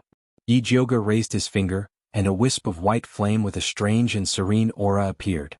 The entire room became incomparably gloomy. "Ghost fire? Are you crazy? You actually dared to store the ghost fire in your dantian." Dongfang Yao was shocked and looked at Yi Jioge as if he had seen a ghost. Ghost fire could only be used to refine yin pills, but spirit cultivators needed yang pills. Only evil cultivators and devil cultivators needed yin pills. Currently there were very few yin pill recipes on the market. Even Dongfang Yao only had a few, so this ghost fire was useless. Yi Jioge smiled and didn't explain. She couldn't tell Dongfang Yao that she had a complete set of yin pill recipes. "Little girl, you look soft, but you're quite brave. You're worthy of being old man Yun's bloodline." Although Dongfang Yao felt that it was crazy for an alchemist to store a ghost fire, he still admired Yi Jioge's courage. "Great Master Dongfang, do you know my grandfather? Do you know where he went before he disappeared?" Yi Jioge immediately asked. "Little girl, don't misunderstand. I'm not familiar with your grandfather." Dongfang Yao snorted arrogantly. Yi Jioge immediately became cold. Dongfang Yao was a bit annoyed by her attitude. He coldly snorted and said, "Old man Yun left too suddenly. I only heard that he went to a secret realm to find some treasure." "Treasure? Could her grandfather's disappearance be related to the treasure map?" Although Yi Jioge was surprised, his expression did not change. He said calmly, "Thank you for your guidance, Master Dongfang. Little girl, don't learn from old Yun and go searching for treasures. How could there be so many treasures in this world for you to find?" Dongfang Yao muttered. Just as Yi Jioge was getting dizzy from Dongfang Yao's nagging, he heard a knock on the door. Li Zijuan said respectfully, Master, the competition is over. Dong Fangyao replied in a dignified manner before instructing Yi Jioge, take your pills and leave. With that he got up and left the room. Yi Jioge silently returned to the competition venue. There were a total of 52 participants in the alchemy competition, but only 6 level 2 alchemists succeeded in refining the heart-nourishing pill. The pills refined by the others were all useless. At this moment, the heart-nourishing pills refined by Yi Jioge and the others were lined up in front of the judge. Yi Jioge's heart-nourishing pill is the best, Dong Fangyao said directly. Her heart-nourishing pill is not bad, but I feel that Gong Hongyu and Yi Shanshan's pills are better, and their methods are more standard. Elder Xiao and Elder Qin had different opinions. Then Yi Jioge is the best, Gong Hongyu and Yi Shanshan are the best, and the other 3 are good, Dong Fangyao said decisively. Elder Qin and Elder Xiao nodded silently. After all, this was only the first round of the competition. There were still 2 more rounds to go. The Crown Prince disagreed. Uncle, the medicine testing segment hasn't started yet. It's too early to judge now.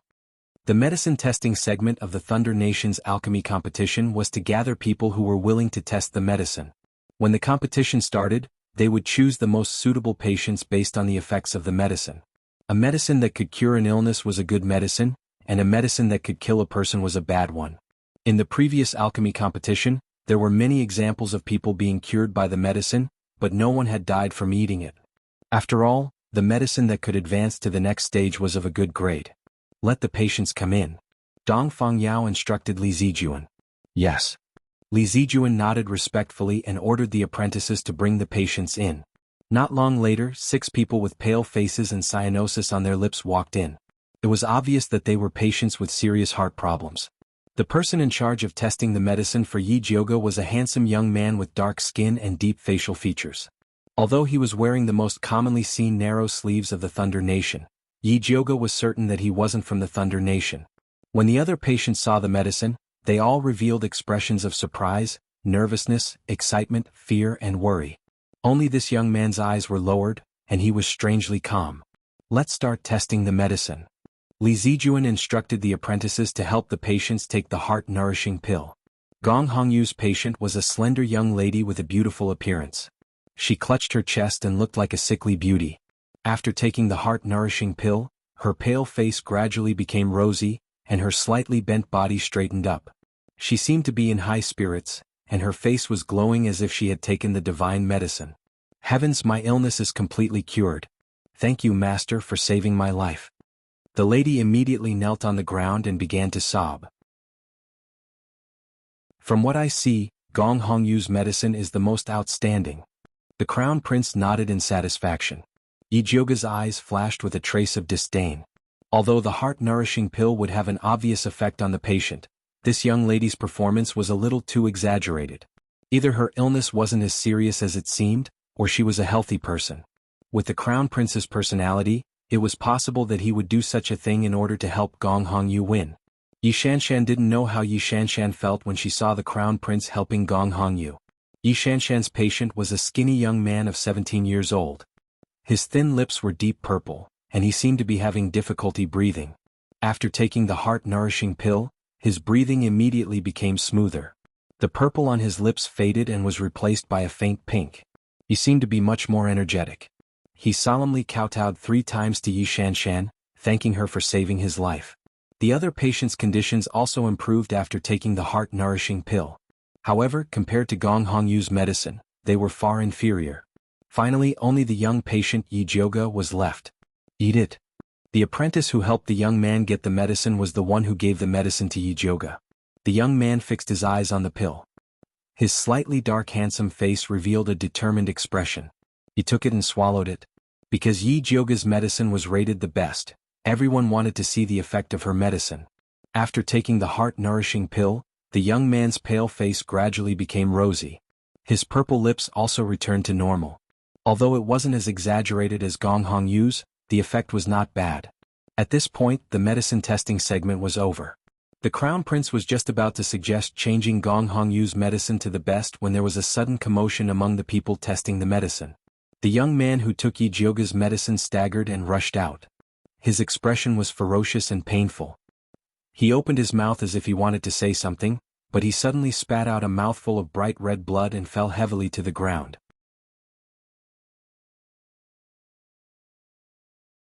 Chapter 155. What's going on? Everyone was shocked. Yi Jioga immediately rushed forward to check the young man's pulse and discovered that his heart meridians were all broken. It was a miracle that he didn't die. She took out the thunder fire needle and sealed his broken heart meridians. She then raised her head and shouted at Li Zijuan, "Prepare a quiet room for me. I want to treat him." Li Zijuan was about to instruct the apprentices to prepare a room when he was stopped by Gong Hongyu. She pointed at Yi Jioga and shouted, "Yi Jioga, you actually refined a poisonous pill to harm people. You're simply heartless and heartless." After saying that, she turned to look at the judges and said, "I strongly request that the alchemy competition disqualify her." "I agree." The crown prince immediately nodded. "Agree, your grandpa." Yi Jioga raised his head and said angrily, "Saving people is more important. Is this the time to talk about this? He was poisoned to death by you and you still have the face to talk about saving people." Gong Hongyu coldly snorted and said to Dongfang Yao, "Grandmaster, Yi Jioga is vicious and merciless. You must not tolerate her." Dongfang Yao picked up Yi Jioga's remaining heart-nourishing pill and sniffed it. He frowned and said, "There's no problem with these pills. Grandmaster, Yi Jioga's tester died in front of you. How can you say that there's no problem?" Gong Hongyu agitatedly said. "Gong Hongyu, you keep saying that there's a problem with my pills. Did you do something?" Yi Jioga saw that he couldn't save people if he didn't clear the pill. He simply stood up and pointed at the tall and thin apprentice and said, "He put the heart-devouring flower in my ingredients. You must have instructed him." "What heart-devouring flower? I never sent it." The tall and thin apprentice hurriedly shook his head in denial. "If you didn't send these heart-devouring flowers, then did I bring them in myself?" Yi Jioga took out a heart-devouring flower from his pocket and sneered. Li Zijuan took the ingredients from Yi Jioga's hands and carefully looked at them before handing them to Dongfang Yao. "It seems to be heart-devouring flower." Dongfang Yao glanced at it and knew it was heart-devouring flower. Because this flower was too similar to the heart-nourishing flower, he specially told the apprentices to choose carefully. He didn't expect that someone would deliberately put a large amount in. Dongfang Yao knew very well who was behind this. He had wanted to warn the crown prince after this round of competition was over, but he couldn't help it now. The crown prince didn't know that his uncle was already dissatisfied with him. He said with justice, "I don't know anything about the heart-devouring flower. I only know that your medicine tester died after eating your pill. This is your responsibility. Unfortunately, my medicinal tester is still alive. I fear I will have to disappoint your highness," Yi Jioga said coldly. Although the medicine tester was no different from being dead, she had to save him because of the crown prince's words. Dongfang Yao calmly stepped forward to take the pulse of the youth.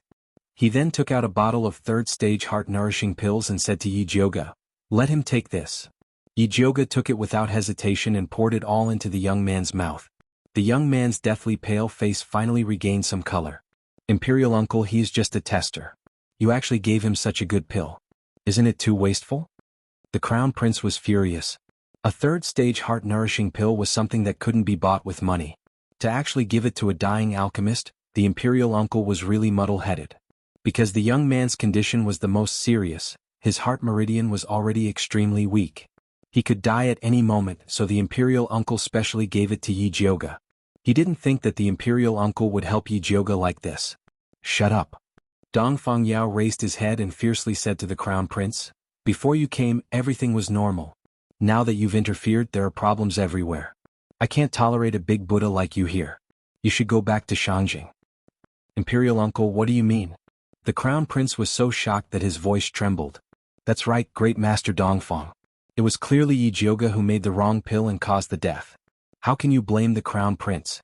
Gong Hongyu was also dissatisfied. She wanted to help the crown prince, but she didn't think that Dongfang Yao was preparing to deal with her. "Gong Hongyu, you are disqualified." Dongfang Yao's eyes were very cold. "What?" Gong Hongyu screamed. "Because you cheated." Dongfang Yao wasn't blind. He could naturally see that Gong Hongyu's tester was not a patient. If it was any other time he would turn a blind eye. After all, Gong Hongyu's pills were quite good. But since she was so arrogant, she couldn't blame him for not giving face to the Gong family. Gong Hongyu was so angry that she trembled, but she didn't dare to contradict the angry Dongfang Yao. She fiercely glared at Yi Jioga, then ran out in tears. Elder Qin and Elder Xiao looked at each other, not daring to make a sound. The other alchemists also maintained their silence. The test is over. Let the evaluation begin. Dong Fengyao once again ordered. Although Yi Jiuge's tester did not die, her evaluation still became the lowest. The other 3 second-stage alchemists were still good, so the best result was Yi Shanshan. Yi Jiuge didn't care about this result. He only asked Li Zijuan to help send the tester to his Flying Frost Pavilion. Li Zijuan did as Dong Fengyao said. In the Rising Heaven Pavilion, the Crown Prince's face was as ugly as a dark cloud. Once he returned to his courtyard, he immediately called Su Junqing over and scolded him. Didn't you say that if we followed your plan, we would definitely be able to pull Yi Jiuge down? How come she not only won the competition, but also caused me to be despised by Imperial Uncle? When he thought that his Imperial Uncle would tell this matter to his Imperial Father, his entire body froze from the top of his head to the bottom of his feet. Your Highness, please calm down. I didn't expect things to turn out this way. Su Junqing had set up layers of traps to push Yi Jiuge and Wan Xiang into the land of 10,000 calamity. He didn't expect that Yi Jiuge not only didn't fall for his trap, but also hit the Crown Prince. I don't care what method you use, I will kill Yi Jiuge. The Crown Prince said angrily. Don't worry, Crown Prince. Even if Yi Jiuge wins the pill refining competition, she won't be able to escape from our palms. Su Junqing said confidently. You say that every time, but when can you do it well? I really don't know why Imperial Mother sent you here. You're simply trash. The Crown Prince roared at Su Junqing. A sinister light flashed in Su Junqing's eyes, but he quickly returned to his original state. He smiled and looked at the Crown Prince's eyes. He said gently, There must be a reason why the Empress sent me to assist your Highness. You can choose not to believe me, but you can't not believe the Empress. The Crown Prince looked at Su Junqing's bottomless eyes and suddenly felt that Su Junqing was right. Everyone could be wrong but not his Imperial Mother. Then I'll believe you once more. The Crown Prince said unwillingly. Yes, your Highness, please do as I say. Su Junqing said his next step of the plan. The Crown Prince was shocked after hearing it.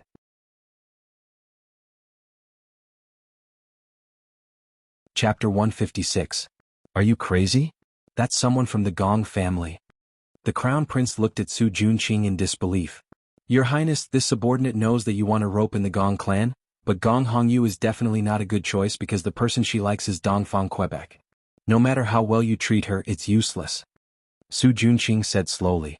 The Crown Prince immediately thought of how Gong Hongyu had complained about him being useless after being disqualified by Dong Fengyao. The more he thought about it, the angrier he got. He couldn't help but clench his fists and said fiercely, You're right, a stupid woman isn't worth roping in. It's better to use her for something more useful. Your Highness is wise. Su Junqing's lips curled up and he left. When he returned to his room and opened the door, he smelled a faint fishy smell. Junior brother, I heard that you were scolded badly today. Lu Yunfei's sweet voice sounded from Su Junqing's bed. Then, a fair and tender lotus root-like arm lifted the green bed curtain, revealing a delicate face and fair and smooth shoulders. Senior sister is indeed powerful, nothing can hide from your eyes. Su Junqing looked down, not daring to look at the bed. How is it? Do you want senior sister to help you vent your anger? Lu Yunfei got off the bed naked. The man's corpse lying behind her looked like a skeleton. Lu Yunfei had just sucked the essence and blood of a martial artist. Her skin was glowing and a faint fragrance floated to the tip of Su Junqing's nose. Thank you for your kindness, senior sister, but the Crown Prince is still useful. Let him go first. Su Junqing looked at his nose and silently closed his nose aperture. If you come and help me put on my clothes, I'll consider letting him go. Lu Yunfei laughed, the white swaying on her chest reflecting a dazzling light. Yes. Su Junqing calmed down again and picked up the pink doo-doo on the ground to help Lu Yunfei put it on. The whole process was very calm. I couldn't tell that little junior brother is a good person. Lu Yunfei put on her clothes and pinched Su Junqing's chest. Tell me, why did you call me here? Senior sister, the Crown Prince has already agreed to the next step of our plan. Tonight is the highlight of the show, so I hope that senior sister can personally cooperate with us to prevent things from changing. Su Junqing specially brought a man with a high cultivation as a sacrifice and called Lu Yunfei back, hoping that she would personally deal with Yi Jiuge. Don't worry, since I've taken your benefits, I'll naturally do my best to help you. Lu Yunfei frivolously patted Su Junqing's face and smiled very charmingly. For the past few days she had been playing with the shadow assassin Yu. Originally he wanted to push him down tonight and reap the fruits of victory. However, the sacrificial offering just now was still to her liking. She was very full now, so she decided to pick the night feather later. Thank you, senior sister. Su Junqing had a grateful expression, but in his heart he was very dissatisfied. This wasn't his mission alone, but Lu Yunfei looked like she was here to help. However, no matter how dissatisfied he was, he did not dare to make a sound. If he failed this mission, Lu Yunfei would at most be confined and punished by the elder ancestor, but he would not be able to escape death. Alright, I'll go meet that prey now. Lu Yunfei stuck out her pink tongue and licked her lips, muttering to herself, although that woman's temper is a bit bad, her skin is not bad. With that, her figure disappeared like a ghost. Su Junqing silently destroyed the dried corpse on the bed and tidied up the messy room. Then he opened the window and looked towards the west direction of the Flying Frost sect, laughing coldly in his heart. Yi Jioga, tonight will be the day of your death. At this moment, Yi Jioga was in the backyard of the Flying Frost sect treating the youth who was testing the medicine. Although the youth had already taken the bottle of rank 3 heart-nourishing pills from Dong Fang Yao, his condition was still very bad. His broken heart meridian was in a mess, his blood was flowing in the opposite direction, and he was in danger of dying at any moment. If she wanted to save him, she had to use external force to smooth out his heart meridian, allowing his blood to circulate normally. If Yi Jioga did not advance, she was afraid that she would be helpless. She pinched her fingers and inserted the thunderfire needle into the youth's body, and began to use all her strength to repair his heart meridian. Ever since Yi Jioga's cultivation advanced, not only did the spiritual power in her body double, her control over the lightning fire needle also became more sensitive. Under her control, the purplish-red lightning fire needle turned into a stream of light, repairing the youth's heart meridian one by one. Time flew. When she finished repairing the last one, her entire body was about to collapse. But fortunately, the heart meridian was repaired perfectly. After the youth's blood returned to the right path, his breathing became incomparably stable, and his tightly knitted brows also relaxed. Yi Jioga estimated that he would probably need another 4 hours before he would wake up, so she left the room. Yi Rui was anxiously waiting outside. Upon seeing her, she immediately asked, "Big sister, just what happened? Who is that man?" After she lost the first round of the competition, she was cleared out, so she did not know what happened afterwards. Just now, when she saw Yi Jioga bringing a dying man back, she was really scared to death.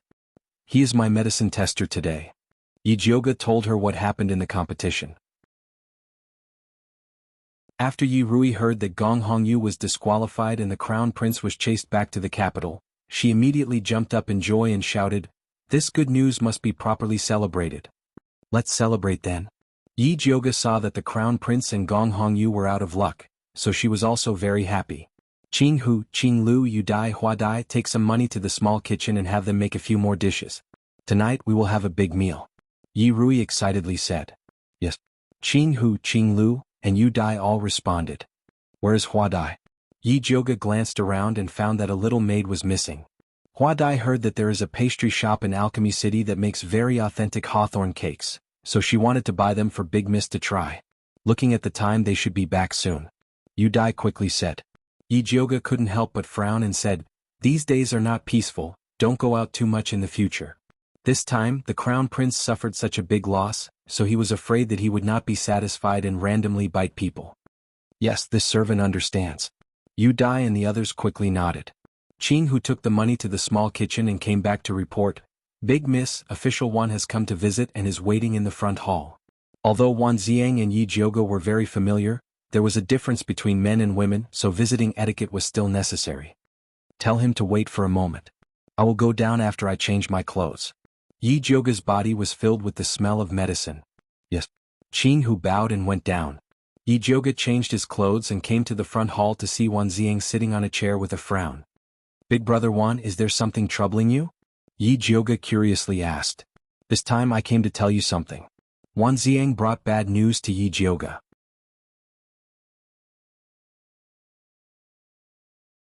Chapter 157. When Bai Songling was escorting Yi Jioga, she noticed that many spiritualists who came to participate in the alchemy competition had gone missing. There were more than a dozen of them, and Bai Songling suspected that they were captured by the Bloodlust sect. The Bloodlust sect dares to attack spiritualists so brazenly? How audacious. Yi Jioga frowned. In the past, the Bloodlust sect only dared to capture ordinary people to train. Even if they wanted to deal with spiritualists, they had to do it in secret. Now they had captured more than a dozen spiritualists. That was insane. Song Ling has already reported this to the Spiritualist Alliance. They're going to send someone to investigate. Wan Ziang was also shocked by the evil cultivator's generosity. A dozen spiritualists was not a small number. They had to report it to the Spiritualist Alliance. Otherwise, the Spiritualist Alliance might even blame them for hiding the truth. Do you know who they'll send? Yi Jioga was worried that the Spiritualist Alliance would send an arrogant idiot who would drag them down. I'm not sure. Wan Ziang shook his head. His network wasn't strong enough to infiltrate the Spiritualist Alliance. But don't worry, the Thunder Nation is still our territory. The Spiritualist Alliance is mainly here to investigate. We just need to stabilize ourselves. Wan Ziang had been in the Alliance before and knew how slow they were. However, as long as the Spiritualist Alliance decided that the Bloodlust sect was a scourge, they would issue a kill order and all spiritualists would hunt them down. This was the most important thing. Amicha. Yi Jioga was confident in Wan Ziang's judgment. This is still a secret. Don't tell anyone else in case they panic. Wan Ziang warned. Don't worry, I know the severity. Alright, where's Yi Yu? Why hasn't he come to find me? Yi Jioga hadn't seen Yi Yu in 3 days. It was strange. Yi Yu found Lu Yunfei outside the city and is looking for her. Wan Ziang said. Tell him to be careful. Yi Jioga told Wan Ziang about the evil cultivator's aura last night. Don't worry, I'll keep an eye on the Crown Prince. Wan Ziang didn't dare to relax. There's no need to keep an eye on him. The Crown Prince is preparing to scram back to Shangjing. Yi Jioga told him about the competition again. Wan Ziang was shocked, but he quickly smiled. I believe that once this news spreads, it will be very difficult to keep the position of the Crown Prince. No one knew better than him how much importance the Emperor placed on this alchemy competition. Not only did the Crown Prince not do his job properly, but he also abused his power to disrupt the competition and made a mess. If the Emperor knew about this, he would definitely be furious. Originally, after the news of Dongfang K's recovery had spread, the ministers had always wanted to change the position of the Crown Prince. At this moment, a strange aura floated in from the window. Yi Jioga opened her eyes and silently sat up. She opened her spiritual eye to look outside the window.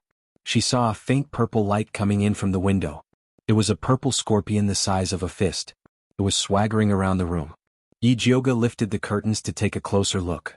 She discovered that there was a small golden earring tied to the scorpion's body.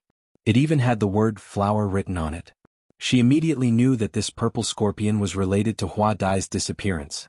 The purple scorpion felt Yi Jioga's gaze. It suddenly raised its tail and shot a faint purple poison needle towards Yi Jioga. Yi Jioga raised her hand to deflect the poison needle. A purple light shrouded the purple scorpion. The purple scorpion saw that the situation was not good.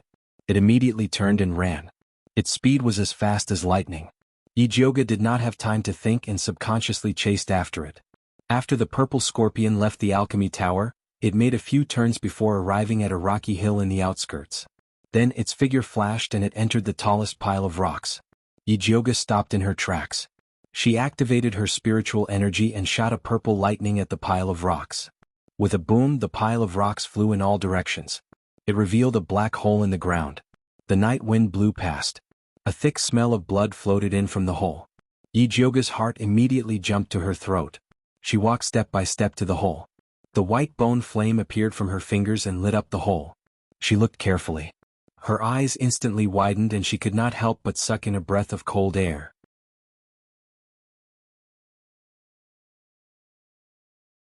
Chapter 158. A skinned female corpse was tossed in the gloomy underground cave. The bloody red flesh was extremely shocking. His cracked eye sockets and dilated pupils were filled with deep resentment, making one shudder in fear. Yi Jioga felt a chill. She endured the nausea and looked at the female corpse's skull. There was a hole at the fontanelle. It was a sign that the spiritual root had been dug out. She was not a flower butterfly with spiritual roots. However, this female corpse was too miserable. Yi Jioga could not recognize who it was. She used her white bone flame to light up the cave. She found that there were more than 10 corpses behind the skinned female corpse. Although they were wearing different clothes, they were all sucked dry of blood. They should be the pill refiners that went missing. Yi Jioga's heart was beating fast. She felt inexplicably uneasy. That purple scorpion was undoubtedly the spiritual pet of the heretic cultivator. What did it want to do by leading her to this cave? Yi Jioga carefully looked at the cave, trying to find the location of the purple scorpion. Suddenly, the sharp sound of a spiritual arrow piercing through the air came from behind her. She immediately turned and formed a seal.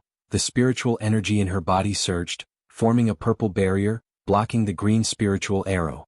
The green spiritual arrow turned into spiritual energy and disappeared in the air. In the next second, a light green figure landed in front of her. The person was handsome, slender, and had a green 7-leaf clover on his chest, representing his identity in Alchemy City. It was Dongfang Yao's head disciple, Li Zijuan. Li Zijuan, why did you sneak attack me? Yi Jioga asked unkindly. I thought you were a heretic cultivator. Li Zijuan's gaze fell on the cave behind Yi Jioga. His expression changed. He said in disbelief, You killed these people? Of course not. Yi Jioga immediately denied. She was about to explain, but there was a commotion from afar. A group of soldiers holding torches quickly approached them. The one in front was wearing a golden embroidered 5-clawed dragon. It was the crown prince, Dongfang Jiaming. Beside him was Yi Shanshan, but there was no trace of Su Junqing. When the crown prince reached the pile of rocks, he immediately ordered the soldiers to surround Yi Jioga. It was as if he was going to capture a large beast. Crown prince, what is the meaning of this? When Yi Jioga saw the crown prince's formation, he realized that this was a trap set up by him. Otherwise, it would not have been so coincidental. Yi Jioga, I want to ask you what you mean.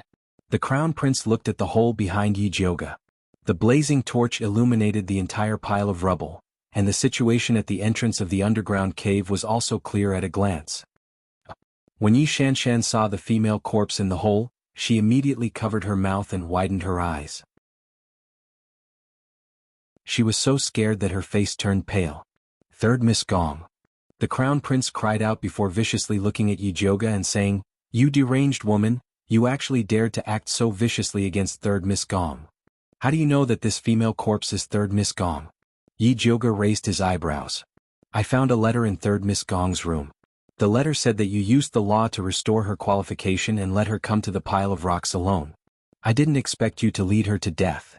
The crown prince was so distressed that he couldn't even continue to speak. I didn't send a letter to Third Miss Gong. It was because my personal maid, Hua Dai, was kidnapped.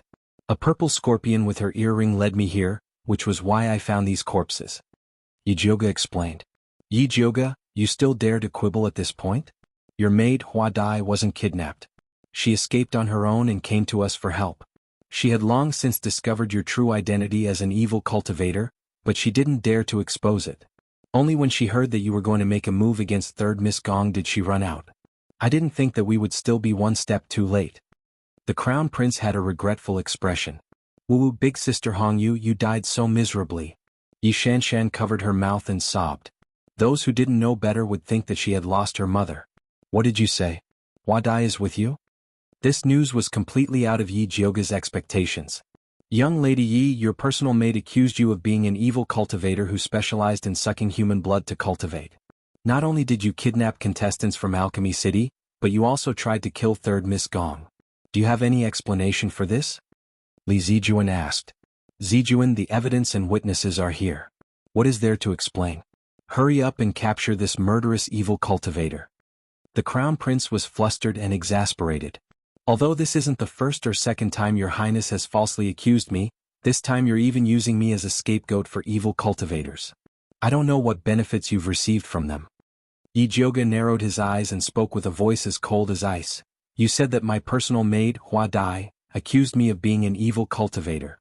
Call her out and confront her. The crown prince turned around and commanded, Yi Jioga, you really won't shed a tear until you see your coffin. Someone bring Hua Dai out. Soon after, 2 soldiers brought a petite girl from the back of the group. She had large eyes and a small round face. It was Hua Dai's appearance. Hua Dai's eyelids drooped and didn't dare to look at Yi Jioga. Hua Dai, don't be afraid. Tell everyone what you said today.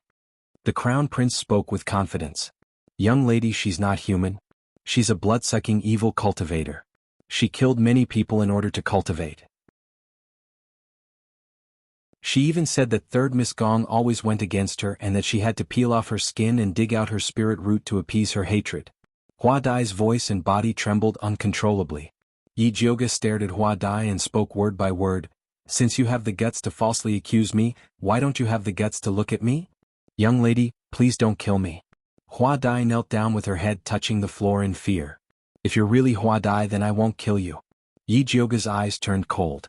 She didn't believe that the chattering maid would betray her. Unless she was under Su Juanqing's bewitching spell. Or perhaps this wasn't Hua Dai at all, but a fake. Hua Dai, don't be afraid. With me here, Yi Jioga can't touch you. The crown prince stepped forward and blocked Hua Dai. He pointed at Yi Jioga and shouted, Yi Jioga, you bloody and cruel evil cultivator. You killed so many people for the sake of cultivating evil techniques. Hurry up and surrender. Your Highness, if I'm really an evil cultivator, can't Master Dongfang tell? Yi Jioga looked at Li Zijuan and said, evil cultivators all have evil energy and can't hide it from people with higher cultivation. Master Dongfang is a spirit master. Do you think I can hide it from him? Li Zijuan obviously didn't dare to say that his master was wrong. However, the crown prince had Gong Hongyu's will and Yi Jioga's maid as a witness. Yi Jioga was indeed suspicious. At this moment, Yi Shanshan suddenly stood up and said firmly, Senior Li, although I can't prove that big sister is the murderer, I can prove that she is indeed cultivating evil techniques.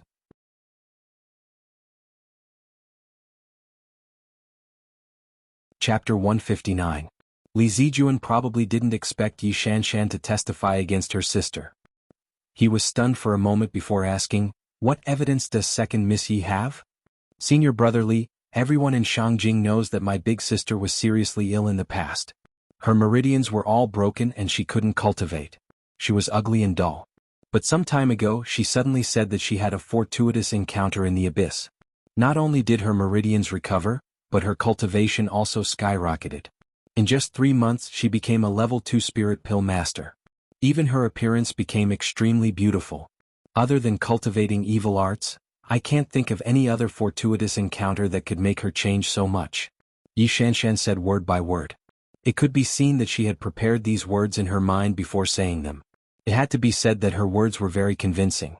Even Li Zijuan felt that it was very plausible. He couldn't help but frown. His gaze fell on Yi Jioga's face. 3 years ago, because he admired Master Yun, he had met Yi Jioga in private. At that time Yi Jioga was indeed ugly. She was timid and couldn't even speak clearly. But the Yi Jioga in front of him was so beautiful, like a snow lotus blooming in the dark night. Even if she was surrounded and attacked, her limpid eyes were still so firm, revealing a proud and peerless sharpness. She was indeed a different person from before. Second sister's words are indeed reasonable. But if I really was an evil cultivator, the first person I would kill would be you. Although your blood must be unbearably stinky, it's not bad to feed it to the dogs. Yi Jioga's beautiful eyes were as clear as water, but the light that flashed through them was extremely cold, like an abyss that made people's hearts tremble. Yi Shanshan was creeped out by Yi Jioga's gaze and immediately hid behind the crown prince. Yi Jioga, you still don't know how to repent. How dare you threaten Shanshan in front of me? Do you really think that you can cover the sky with one hand? The crown prince immediately stood up. I'm innocent. Why should I repent? The one who wants to cover the sky with one hand is you. Yi Jioga sneered. You. The crown prince was so angry that his face turned red, but he knew that he was no match for Yi Jioga in a verbal battle, so he turned to Li Zijuan and said, Zijuan, both the witness and the material evidence are here. Yi Jioga is the murderer. We must immediately put her in prison, otherwise it will be difficult to explain to the Gong family. Previously, the crown prince was disliked by Dongfang Yao, so he wanted to curry favor with Li Zijuan. Otherwise, he would have already ordered for Yi Jioga to be captured. When Li Zijuan thought of the Gong family, he couldn't help but have a headache.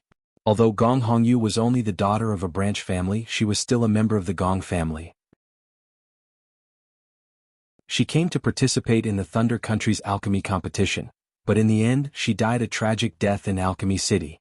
No matter what, Alchemy City couldn't be separated from this matter. They had to give them an explanation. Li Zijuan sighed and said to Yi Jioga, Miss Yi, now that we have the witness and the material evidence, you are the biggest suspect. Please cooperate with the investigation. If you are really innocent, we will definitely give you an explanation. Yi Jioga's thoughts raced. She knew that it was impossible for her to escape from this situation. Since Li Zijuan's attitude was quite good, she might as well give him some face and go with him. She glanced at the shivering Hua Dai hiding behind the soldiers before speaking to Li Zijuan. I can go with you, but Hua Dai cannot be left with the crown prince. Hand her over to Wan Ziang. No. The crown prince immediately objected. Who doesn't know that Wan Ziang has an affair with you? How can Hua Dai be left alive in his hands? Yi Jioga narrowed her eyes at the crown prince before slowly speaking to Li Zijuan. The events of the alchemy competition are still fresh in our minds. You should be well aware of the crown prince's character. I don't trust someone like him to investigate the heretical cultivators. Who knows if he has an affair with them or not? Bullshit. How could I have anything to do with heretical cultivators? Don't slander me. The crown prince almost jumped out of his seat. Li Zijuan recalled the crown prince's manipulation of the alchemy competition and felt that he was an unreliable person, so he said, "This matter happened in Alchemy City, so I have the responsibility to thoroughly investigate this matter. I will personally send someone to watch over Hua Dai." Zijuan.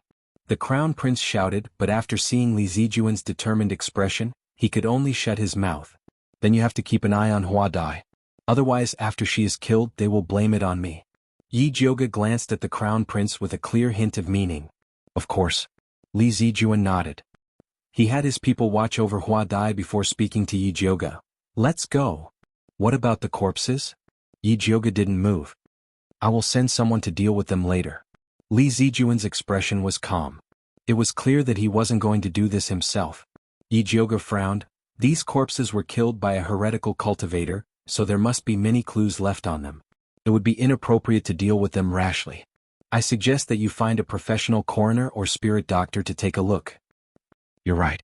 Li Zijuan had a whole new level of respect for Yi Jioga. A normal person would be confused in her situation, but her thoughts were clear. She didn't seem like a murderer at all. Hypocrite. The crown prince laughed disdainfully and said to Li Zijuan, Zijuan, don't be bewitched by this witch. Heretical cultivators are best at bewitching people. She said all this to deceive you. In my opinion, we should quickly take care of third Miss Gong's corpse, so that the Gong family won't be disappointed. Yes, the dead are already dead. We should not mess with their corpses anymore. Yi Shanshan said sorrowfully. Li Zijuan suddenly hesitated. At this moment, another group of people came from the darkness. It was Wan Ziang who had received the news and rushed over. When he saw Yi Jioga surrounded by the crown prince, he immediately asked unkindly, "What is going on?" Yi Jioga cultivates heretical arts. She killed people and drank their blood. The evidence is conclusive. We are going to take her to the prison for interrogation. The crown prince spoke first. That's impossible. Wan Ziang firmly denied. Anyone can be a heretical cultivator but not Yi Jioga. How do you know it's impossible? Are you the real murderer? The crown prince's attitude was aggressive. Just as Wan Ziang was about to argue, he was interrupted by Yi Jioga.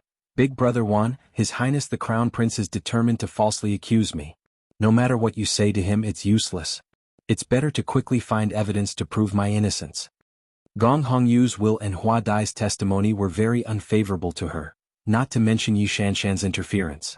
In this situation, only by finding the real murderer could she prove her innocence.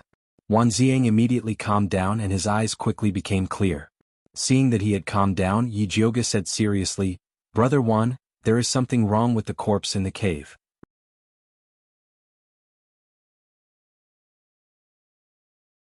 Chapter 160. There's something strange about the corpse at the cave entrance. As Yi Jioga spoke, his gaze drifted toward the crown princess. There was a meaningful look on his face. She said this to trick the crown prince to see how he would react. As expected, the crown prince's eyes flickered. Previously, when Su Junqing told him that he wanted to use Gong Hongyu to deal with Yi Jioga, he did not know that this matter was related to the evil cultivator. To be honest, he was also scared when he saw so many corpses at the entrance of the cave. But now that he was riding a tiger, it was hard to get off. He could only brace himself to the end and kill Yi Jioga first. In any case, he wouldn't let Wan Ziang and the others off. It didn't matter even if they discovered something. The crown prince calmed himself down and said to Li Zijuan, "Zijuan, leave the corpses to Lord Wan to deal with. We should hurry up and bring Yi Jioga back in case something goes wrong again." Li Zijuan couldn't help but look at Yi Jioga. Yi Jioga calmly said, "I still have 2 things to tell Brother Wan. I'll leave after that." No. The crown prince strongly objected. All right. Li Zijuan nodded in agreement. Wan Ziang walked to Yi Jiuge's side. The first thing? Yi Jiuge told her the reason why he appeared at the pile of rocks tonight, and used the purple scorpion to vaguely mention the butterfly's abnormality. The second thing? She hoped that Wan Ziang could send someone to protect Yu Rui and Yu Dai. The crown prince and the heretic cultivators of the bloodthirsty sect had set up this trap to drag her into it. She was afraid that the people around her would be killed. I've already sent people to the Flying Frost Pavilion.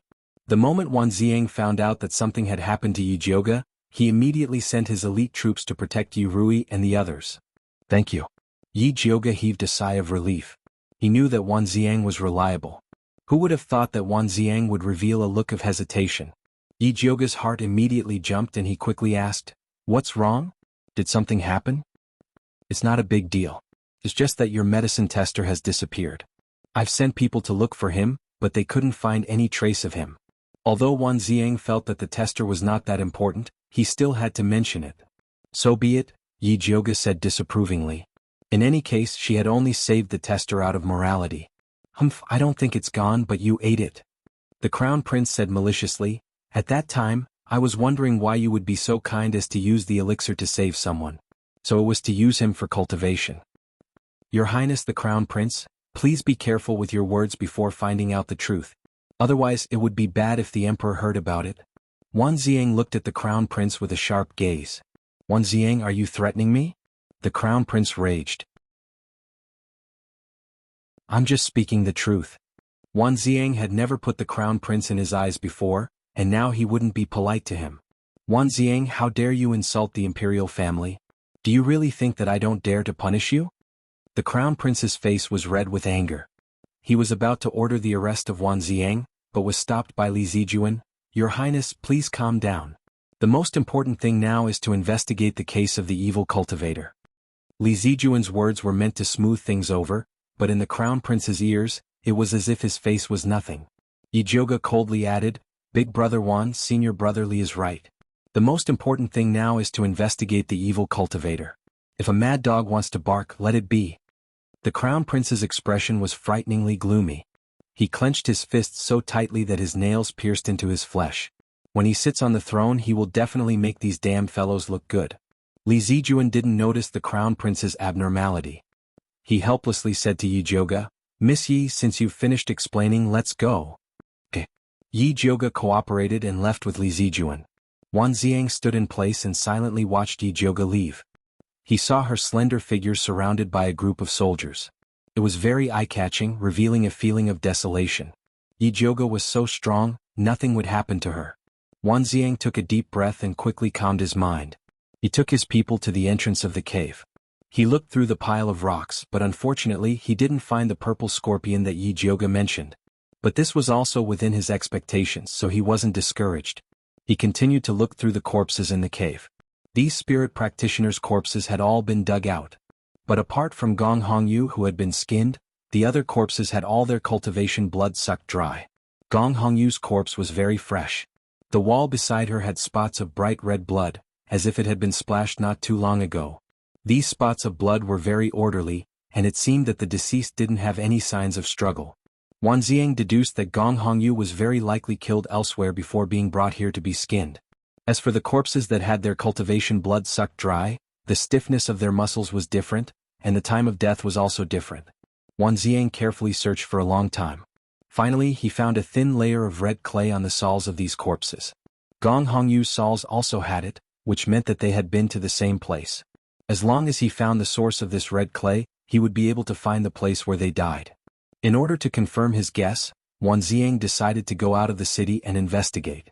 But before he left the city, he wrote all the information he found on a letter and gave it to Li Zijuan, asking him to pass it to Yi Jiuge.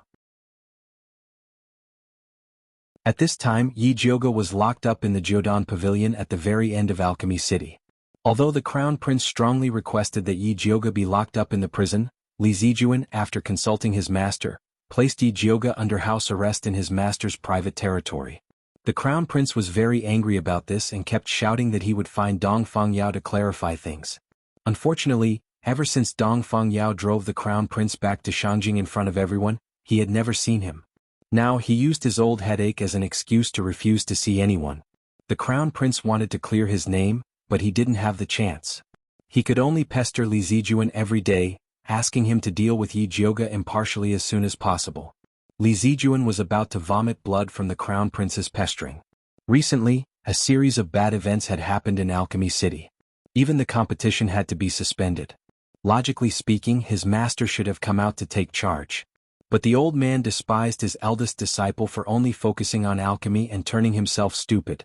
He used the excuse that he needed to train Li Zijuan and pushed everything to him. Li Zijuan simply used a chicken feather as an arrow and used his master's mouth to forbid anyone from visiting Yi Jioga. Whether it was the crown prince, Yi Shanshan, Yi Rui, or Wan Ziang, they all refused. Wan Ziang had to spend quite a bit of effort before Li Zijuan agreed to help him pass the letter. You're tuning in to the Han Li's Wuxia Chronicles YouTube channel. We're so grateful for your support, and don't forget to subscribe to join us on this incredible journey through captivating stories. Your generosity through donations truly makes a world of difference, as it's the primary source of revenue that allows me to expand and enhance this channel for you. Thank you from the bottom of my heart for being a part of this adventure.